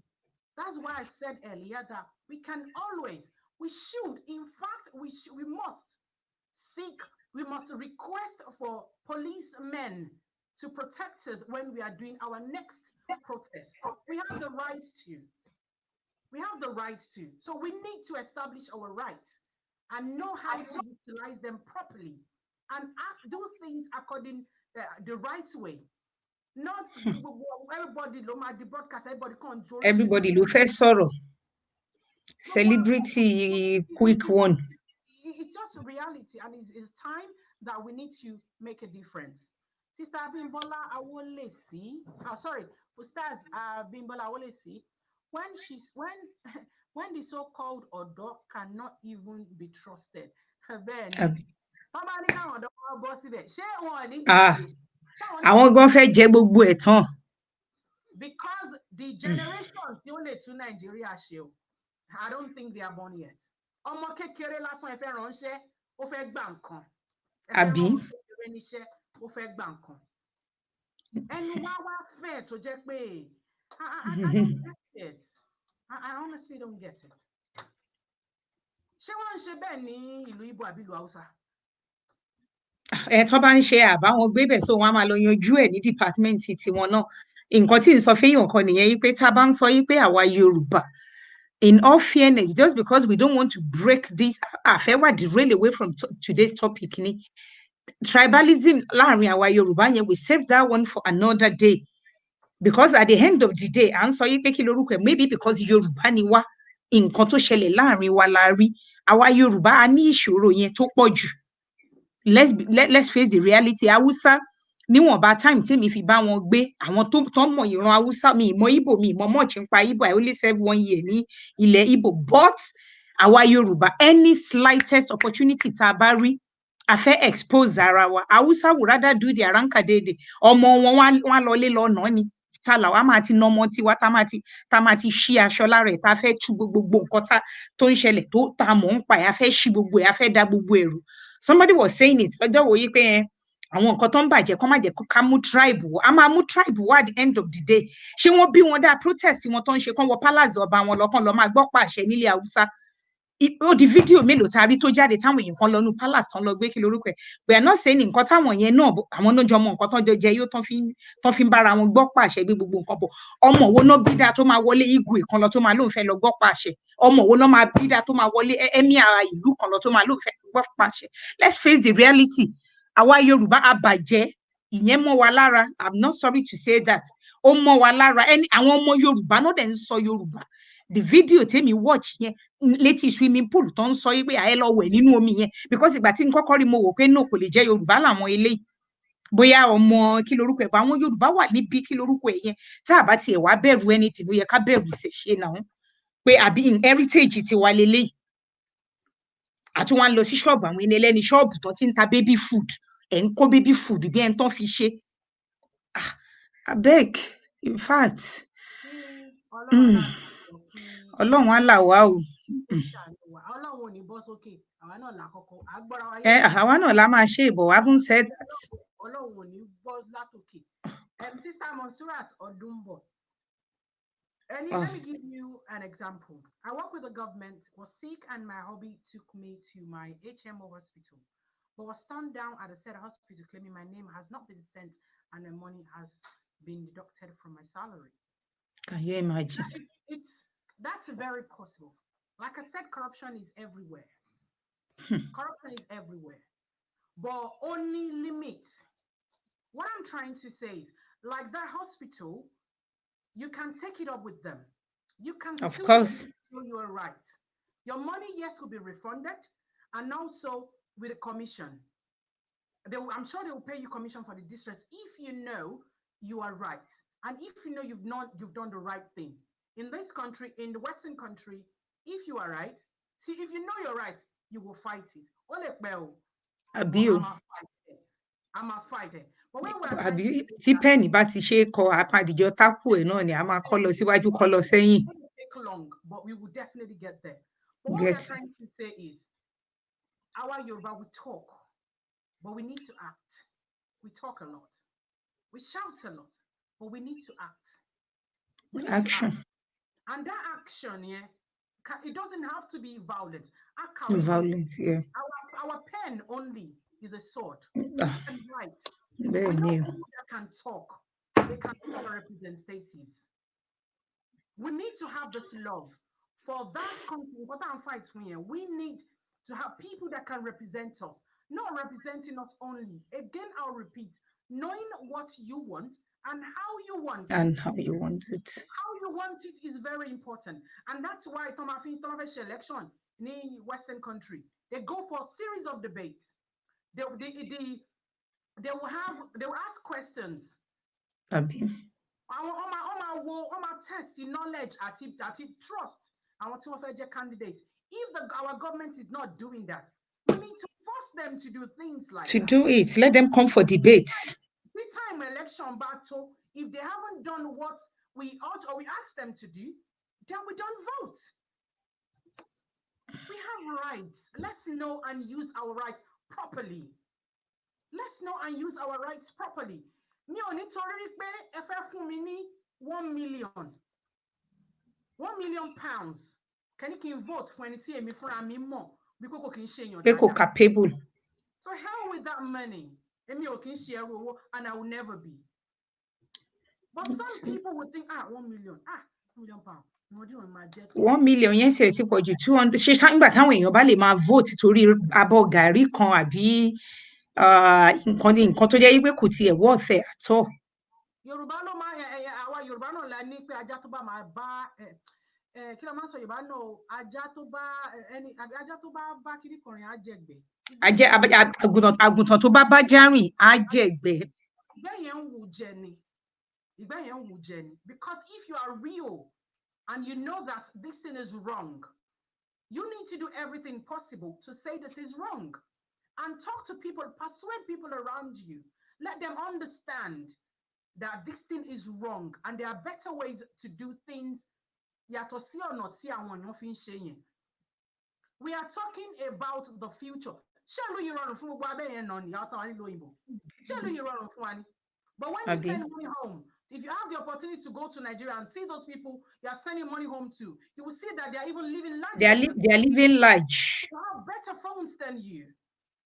So what are we saying? Àbí nígbà tí wọ́n pín owó tó ń pín gbogbo ẹ̀ tó jẹ́ pé àwọn youth kan náà máa dúró báyìí tó máa defend àwọn nǹkan tí ò yẹ kán defend. Tí gọ́ọ̀mẹ̀ntì bá fún yàn lówó tó máa ní kẹ̀ṣẹ̀ báyìí tí wọ́n dẹ̀ mọ̀ pé kò dáa. Why do we don't think about the less privileged? Those people that are not so privileged. Ẹni tó wà nílùú òyìnbó tó mọ̀ pé òkè àwọn ẹ̀kọ́ wà ní Nigeria that you know truly they need help. And you don't want to help them or block phone wọn or bá wọn sọ̀rọ̀ because of ẹ fún wọn kan tán fẹ́. Ó ti gbàgbé ibi tó ti ń bọ̀. I will repeat this again. Those many people that have been in government, they've been hungry before. They've suffered before. But when they get there, they always forget where they're coming from. Why? And because one need àwọn tó máa oppress. They need people they will oppress. That's it. Because tí ò bá jẹ́ kán fẹ́ oppress anybody, àbí greed. I'm telling you, Sherry, this thing all boiled down to káwọn èèyàn kákan mọ̀ yìí pé at the end of the day, gbogbo ọlá gbogbo nǹkan tá à ń kójọ yìí náà, once you are contented, téèyàn dẹ̀ mọ̀ yìí pé gbogbo nǹkan tá à ń kójọ yìí, every penny or naira tá bá acquire òun la máa account fún. There is no point in ẹ máa kọ́lé 10, 20, 30, 40, 50 máa fi gold ṣe inú ilé. Ṣé ọ̀run o fẹ́ máa gbé àlìjọ́nà inú ayé ló ti fẹ́ ṣàlìjọ́nà tí ẹ kò lọ wọná lọ́run? Àbí kí ló dé? Tán dẹ̀ wá mú gbogbo ẹ̀, tán dẹ̀ wá máa yà kókó tí gbogbo ẹ̀ dẹ̀ wá. I don't get our people. because tó bá jẹ́ pé tó bá ní ayọ̀ ọkàn tó wà contented it shouldn't get that far. ẹni tó bá ní nǹkan kékeré ìwọ tó mọ̀ yìí pé wọ́n náà ti ìkan ló ń sọ òun wọ bàtà ńgbà tó òun ò wọ bàtà ó ti wá débẹ̀ tán sí ó lọ ra bàtà 1 million ìwọ tó mọ̀ pé ò wọ bàtà kó tó débẹ̀ yẹn why do you now get there and tó ń fara ní àwọn èèyàn tó dẹ̀ mọ̀ pé wọ́n náà ò wọ bàtà rí ńgbà kan. It is just simple logical kí lorúkọ ẹ̀ ní ó ti wà ń bẹ̀ ó dẹ̀ ti débẹ̀ nìyẹn ẹ wá fẹ́ kó gbogbo owó yẹn fẹ́ jẹ gbogbo ẹ̀ gbogbo àwọn táùtì tẹ́ ń kó wọn jọ ṣe nígbà tán kó wọn jọ ń sìn àwọn náà kọ́ náà kọjú sí wọn ń sìn tán bá wọn dírì yẹn àfàwọn ẹni ẹlẹ́ni tán kàn sọ di tán pọ̀ mọ́ lọ́wọ́ tán sọ ṣọ́ọ̀bù ẹlòmíì dó lórí burúkú mọ́ lọ́wọ́ ọlọ́run á jẹ́ kẹ́lòmíì kó tún dìde mọ́ lórí ṣọ́ọ̀bù ẹlòmíì tán ti já ń sìn. In fact, and that is really disheartening because àwọn ẹni ẹlẹ́ni tán make good money tán ń ṣe politician tán ọ̀bá wọn jowó olówó àwọn lè ń lọ já ṣọ́ọ̀bù wọn why? wọ́n kọjú wa síra wa náà wá ń ṣe yàlà yòlò à ń ṣe bí kí lorúkọ ẹ̀ àwọn yẹn náà gbogbo in fact what you said now for people that will listen and they will listen good next time tí wọ́n bá máa ṣe protest ò ń ṣe kọ́kàn bọ́ sórí títì kọ́kàn máa ṣe kí lorúkọ ẹ̀ ẹgbẹ́ lọ síbẹ̀ ẹnìkan nígbà tó ń jẹ turkey tó ń jẹ gbogbo chicken wọn wàhálà ò ṣẹlẹ̀ ó wá di other way round ń sì gbogbo ẹ̀ wá dàrú mọ́ yín lójú àwọn èèyàn wà bored wọ́n kàn fẹ́ lọ síbi kan àwọn artist gbogbo wọn náà ẹ̀ lọ kọrin fún wọn ẹ̀ lọ ṣe kí lorúkọ ẹ̀ they turn it to fine ní kí protest wà boring but wọ́n ti wá sí ọ di pé ẹ jẹ́ á lọ ṣe fàájì ẹnìkan kókè ráìsì bíi 12 síwájú òun sọ yí pé tó bá tún dọ̀la wàá tún lọ ṣọ́ọ̀bù tán lọ já lánàá store tán lọ já lánàá àbí ìjẹta tán lọ já èèyàn kan kó nǹkan sínú ilé lóhun nìkan ṣé gọ́fìmẹ̀ntì náà tún nìyẹn náà wọ́n lọ já nǹkan ẹyọ kan àbí méjì tó nídìí ò gbé ńbẹ̀ kó máa lọlé kí ló ṣe lágbára tó kó gbogbo yẹn débi tó kó lọ tó dẹ̀ store ẹ̀ sínú ilé tó wá ń fídíò ẹ̀ kan wo gbogbo tóun nìkan dákó ṣé greediness náà kọ́ nìyẹn. tó ní títorí àsìkò Ọlọ́run bá mi kẹ́yìn sísá ọdún bọ̀ thanks for that Oriki my head don dey swell abeg make your head no swell. owó ni o bring money o Monsura. Make you send money abeg may Allah bless you abundantly. Alhaji wa Korede Owolabi, best regards to both of you. This is very fascinating conversation from Tokyo, Japan. Thank you so much. Doctor. Sister Mansurat, the generation are yet to born. Bẹ́ẹ̀ni, kí Ọlọ́run kó má fi wá sílẹ̀. Dr. Tunis, Dr. Korede Owolabi, how many problems in Nigeria is our greediness and selfishness among ourselves? Honestly. Tokyo, Japan. Thank you so much, sir. And education and literacy is another parasite that needs urgent attention to. I didn't want to say anything about it. Doctor, you nail it. Honestly. I don't want to say anything about it. Sorry, Awolani first degree, second degree, third degree. I honestly don't want to say anything about that. Gbogbo degree. Thank you so much. Kí Ọlọ́run aláàánú jùlọ kí ó ṣàánú fún wa. Ẹlòmíì tí ò kàwé tí ò ní degree rárá tí wọ́n bá sọ̀rọ̀ ẹ̀rí wípé. Ẹ̀rọ pọlọ múnú ẹ̀. Ẹ wá ní ẹbí nìkan. Ṣé mo pé ẹni tó kàwé kò kí ń fẹ́ gbọ́rọ̀ ẹni tí ò kàwé ṣá? Ṣé mo? Tí a bá ti kàwé, a máa ń believe pé ẹni tí ò kàwé yẹn kò ní ọpọlọ. It's another problem we have in our country. Àwọn tí wọn kàwé, they don't have a voice. Nítorí àwa ti kàwé. Wọ́n kọ ọpọlọ tí wọ́n bá kàwé. We think we know everything is another problem. Inequality. Some animals, all animals are equal, but some other animals are more equal than the others. Equal than the other. Animal farm. I believe pé àwọn tí wọn kàwé àwọn yẹn wúlò. Even the government. Wọ́n jámọ́ nǹkan kan. Wọ́n jámọ́ nǹkan kan. Àwa ń fìyà jẹ. Ìlú tí wọ́n ti ń kó epo. Subhanallah. Gbogbo ẹni tó bá wà ní ipò tí ò ṣe òtítọ́, gbogbo ẹni tó bá wà ní ipò tí ò ṣe nǹkan tí ó yọ, tó ń fi ara ní aráàlú. Àwọn nu Ọlọ́run nu. In fact, bí àwọn ìmáàmù wa, Alhaji wa Dr. Abdulhakeem, Dr. Abdulateef Abdulhakeem, wọ́n ní ká máa fi ní àtẹ̀yìnà ká máa ṣe fún. Ẹ̀yin àtẹ̀yìnà ni a mọ̀ ké. Wọ́n ní ká máa ké ní àtẹ̀yìnà fún gbogbo ẹni tó bá wà nípò tó ń ṣe owó ìlú báṣubàṣu tí bẹ́ẹ̀ ò ni ṣe dáadáa wọ́n ní ká máa ké iná àti iná fún wọn ó kù wọn kó kú Ọlọ́run ó kọ lóhùn kí Ọlọ́run aláǹjùlọ kó ṣàánú fún wa a ní ọjọ́ múso lókun mọ́ selfishness and greediness in Nigeria is sísọ ọmọ tó kẹ́ God bless you àìsàn gidi ni. àìsàn ìmọ̀tara ẹni nìkan ìmọ̀tara ẹni nìkan kọ́lọ́n kó I better pass my neighbor. I better pass my neighbor.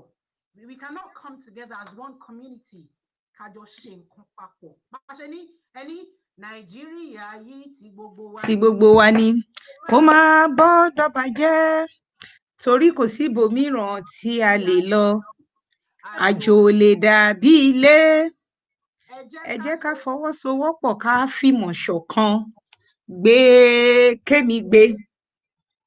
tí èmi bá gbé tí ẹ̀yin bá gbé gbogbo ẹni tó wà ní oko tí wọn ò lè sọ òyìnbó tí wọn ò lè sọ̀rọ̀ àwọn náà ní ẹ̀tọ́ láti gbé èmi nìkan kọ́ ni mo lè gbé gbogbo wa lájọ máa gbé. kádìjọ gbé. effort. It's a collective responsibility. We can face the government and succeed, but we have to do it right.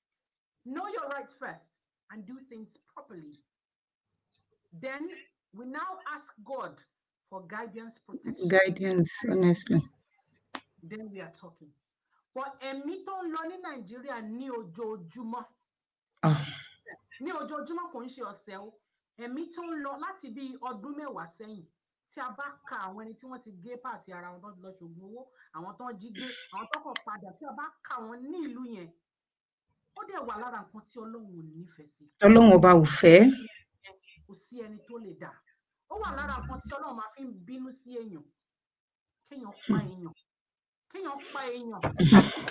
Nígbà tó ordinary pidgin èèyàn gbọ́dọ̀ pa just anyhow how much more human being èèyàn. Kẹ̀gẹ́ apá kẹ̀gẹ́ private parts. That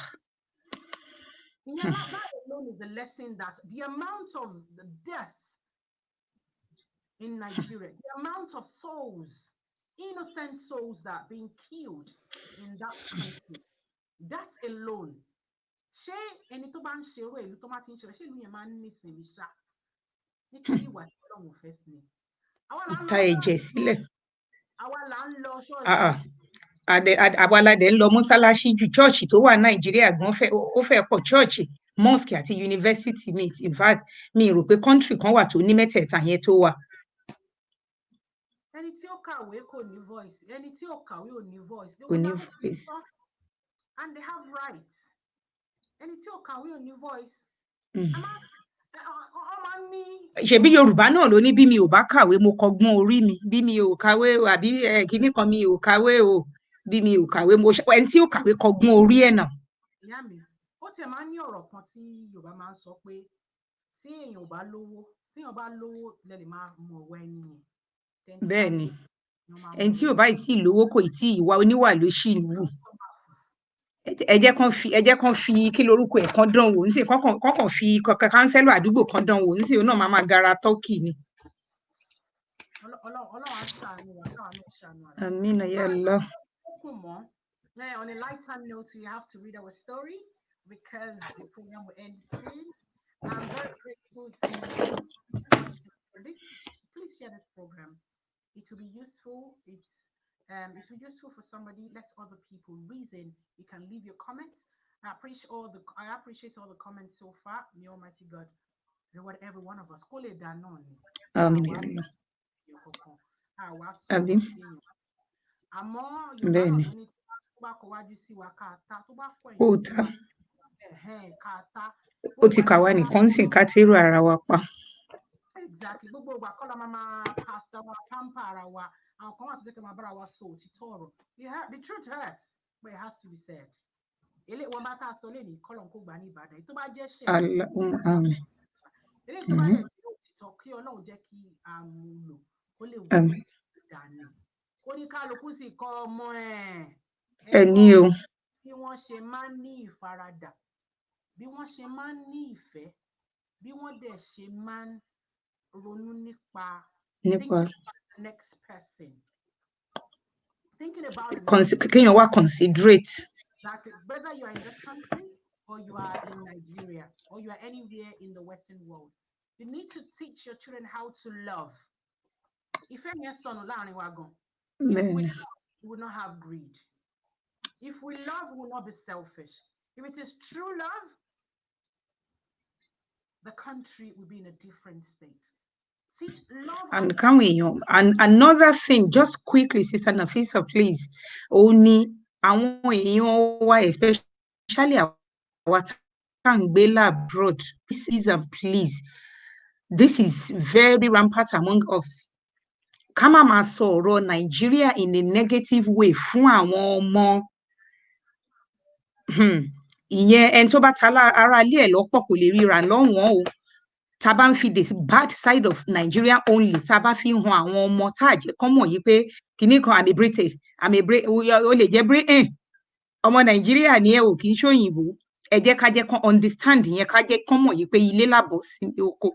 Tó o bá tiẹ̀ jẹ́ pé wọ́n fẹ́ lọ gbé ńlé yẹn náà, ẹ má jẹ́ ká máa ba Nigeria jẹ́, ká máa fẹ́ nu ẹnu wa yìí, ká máa fi sọ nǹkan tí ò da létí àwọn ọmọ nípa Nigeria.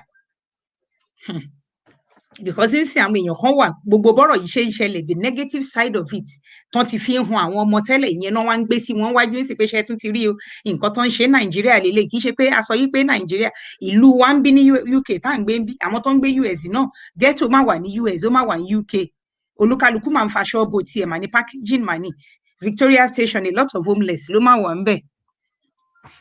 Ìyá mi Ọlọ́run bá kẹ́yìn. Àmì yá rọ́bì.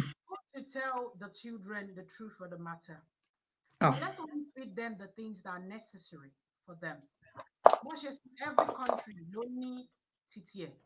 I know a lot of I'm British. Are you African?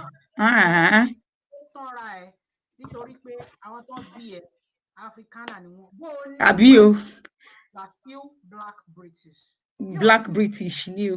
You are Black British, you are a mixed British, you are Kinikon British. So ejeki they might not want to live in the country, but they can help.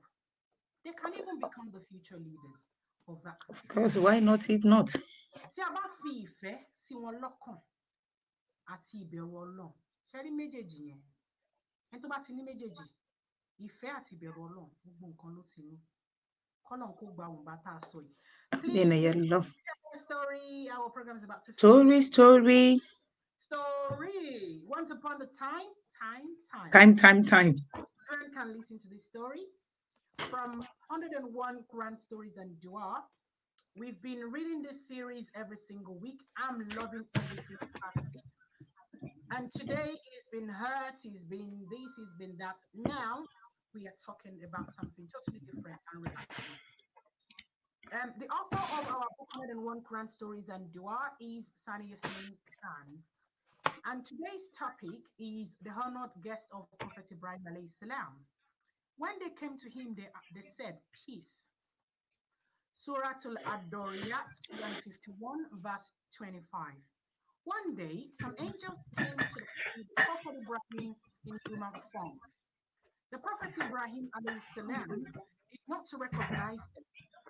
When the angels entered the house of the Prophet Ibrahim peace. After welcoming him, the Prophet Ibrahim rushed into the house and brought grilled calf for them. He placed it before them, but the angels did not touch the food. Seeing that the strangers did not touch the food, the Prophet Ibrahim alayhi salam grew afraid of them.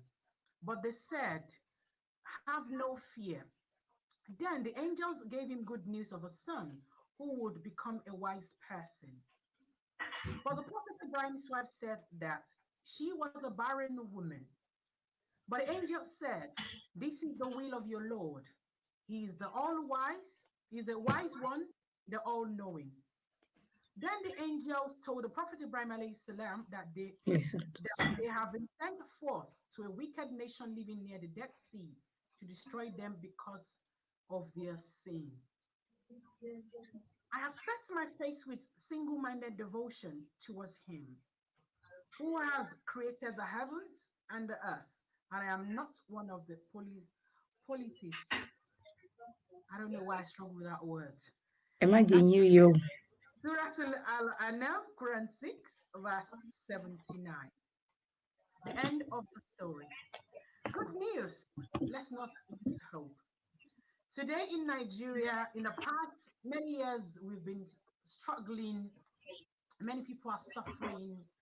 There's been a lot of death. There's been a lot of disease. There's been a lot of this. There's been a lot of that. Good news from the book that something good is bound to happen very soon for those people that believe. As the angels brought good message, goodwill, good glad tidings to Prophet Ibrahim alayhi salam in this story. In his old age, they came to give him the message from Allah subhanahu wa ta'ala, good tidings that he's going to have a son. And that son is going to be a wise person. It was good news. Something they never expected, something they think they will never have.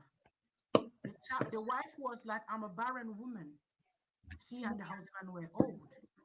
While he said to them that he would give them this good thing, Allah kept his promise. So shall Allah's will come to pass in Nigeria. So shall we receive glad tidings. So shall I receive glad tidings. So shall you receive glad tidings. Let's not lose hope. The future is bright. Right. Enough for all of us to see. We just need to look carefully to manage what we have now and do everything possible to work together as one to make the future a brighter one and to believe in our Creator, to be positive, and everything will work out in our own way. Let's do everything possible to show more love, to continue loving one another, to show peace and mercy, kindness towards one another, to have the fear of God, to love your next neighbor, whether they are Christians, they are Muslim, whether they are old, whether they are rich, they are poor, to love them and let justice prevail. And let's speak the truth and stand for the truth when we need to, when it is necessary. May Almighty God continue to guide us right. Amen. Ayoola. Seyida for taking her time to speak to us today. I did enjoy that. Saying Jazakillah. So all of you, our callers, all of you, our sharers, everybody's watching on Instagram, watching on YouTube, and watching on Facebook. For all your messages we could read, the one we couldn't read, I'm saying thank you so much for joining us today on this program. If you haven't shared this program, please do share with your friends and family. Let everyone have their say. It will make a difference. Together, with me, with you, and together, Nigeria will be better. God's willing. From me, I'm sending salam. I'm sending so much love to every one of you out there. I'll start from the studio to my Seyida and to everybody out there, whether you are listening or you are watching. May the peace and blessings of Almighty Allah be upon every one of us. Amen. Salam be sufficient for all of us. Amen. Increase us in knowledge, wisdom, and understanding. Amen. May He guide our actions. Amen. Guide our speech. May He guide our ways. May He perfect Amen. everything we do. Amen. God bless Nigeria. Amen. God bless the kingdom. Amen. God bless the world. May Allah Amen. is infinite. Let He continue to guide us aright. Amen. Olúwa Olúwa ló ṣe wọn. gba wọn bá tá a sọ yìí. Allahumma amen. Ọlọ́run ló ṣe wọn. Ó máa wúlò, ó wúlò. Allahumma amen. Méjì tá a sọ ní ti dáadáa, á wúlò fẹ́yàn kan. Bẹ́ẹ̀ni. Àbí bóyá ó kù díẹ̀ káàtó kí Ọlọ́run aláàánú jùlọ kó gbà á fún wa. Salamu Àmín. alaikum wa barakatuh. Now, nǹkan tí mo fẹ́ kí àwọn Nigerians ká understand ni pé American British Chinese wọn ò lè bá fún ìwà ṣe àwa fún ara wa láàlẹ́ tí la ṣe máa fún un ṣe bẹ́ẹ̀ wọ́n sọ pé ìwọ́n fẹ́ ní sọ̀rọ̀ náà ṣe kìíní kan ẹ wo bílíọ̀nù àti ìwà lẹ́nu nígbà tó ń pa àwọn oníkàlà bí ìdí ìyàwó ṣe kìíní kan ẹ wo bó ṣe wà lẹ́nu So you see, when Seyida start revolution, in our revolution, they put their So then the government, and then secondly, government, to see both what I'm clear for government. Bẹ́ẹ̀ni. Environment, I know how they check community services. So many things we can do. Many things we can do. Many things we can do. But when you look at it, no, the suffering is too much. The suffering is too much. Kọ́lọ́run And kó this is a ṣàánú wa. wake up Amen. for all our politicians, all government officials. Oníkùnlọ́mọ̀ká, ìwọ́n tó ń gba bribe owó òsìkú sáàsì lọ. Ìwọ́n tó yẹ pé tó bá bọ́mọ lọ́mọ láti jọ̀ṣùpọ̀, kò ní pass owó òsìkú sáàsì lọ. So the whole country needs sanitation before purification. And we have a lot, and this is very simple. Just have to talk. What can my nation do for me? No. What can you do for your nation? That is the most important thing. What do I have to for the normal and not president is just like president. Don't find one. Most of them are I want to back. I want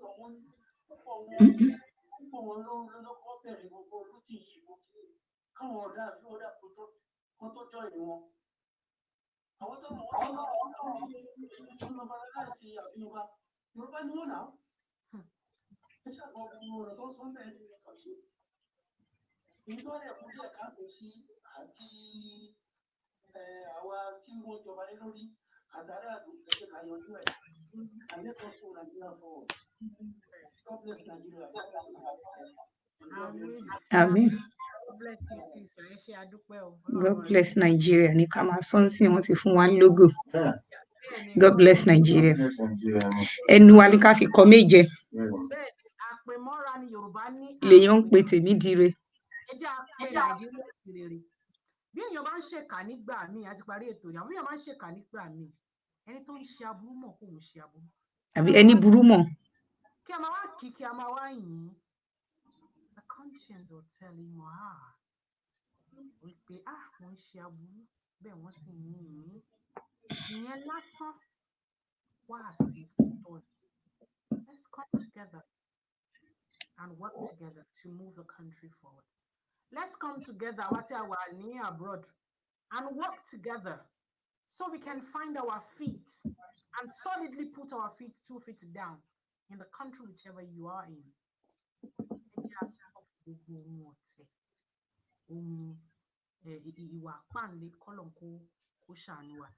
Not fearing of God, Nigeria, Japanese, not fearing of God in Nigeria. Japanese are not religious continent, but they are very sincere. Sincerity, another topic. Sincere. Gbọ́dọ̀ dá yẹn lẹ́yìn torí ànílò lórí ètò yìí. PCRC máa tó gorí afẹ́fẹ́. Gbogbo àwọn tí wọ́n ti àwọn àfáà tí wọ́n ti ń ṣe wá sílé àtàárọ̀ lórí social media kí gbogbo wọn pátápátá Ọlọ́run á jẹ́ kí a rí wọn pé àwọn àfáà kan ti dìde wọ́n gbà wá níyànjú àwọn tí wọ́n ń ṣe àdúrà àwọn tó lè jẹ́ pásítọ̀ náà ń ṣe títí wọn. God bless Nigeria. God bless every one of us. Amen. Now we'll meet again next week, inshallah, on this program with another interesting educational topic. Inshallah. Let's pray and act towards the prayer. One Nigeria, one nation, one love, one voice, and together we will move the country forward. God bless every one of us. God bless Nigeria. God bless Nigeria. Inshallah, on this program. Remain yours, your sister, your friend, and your daughter, Nafeesa Ayeola. Iwájú lèmi ò máa lọ, iwájú gbogbo a máa lọ pátápátá. A rí pàdé ọjọ́ tí kò ní agbára Ọlọ́run. Ìlàlẹ̀ Yamami, inshallah. Wa alaikum salam wa rahmatullahi wa barakatuh. Bye. Ma salam. Bis salam.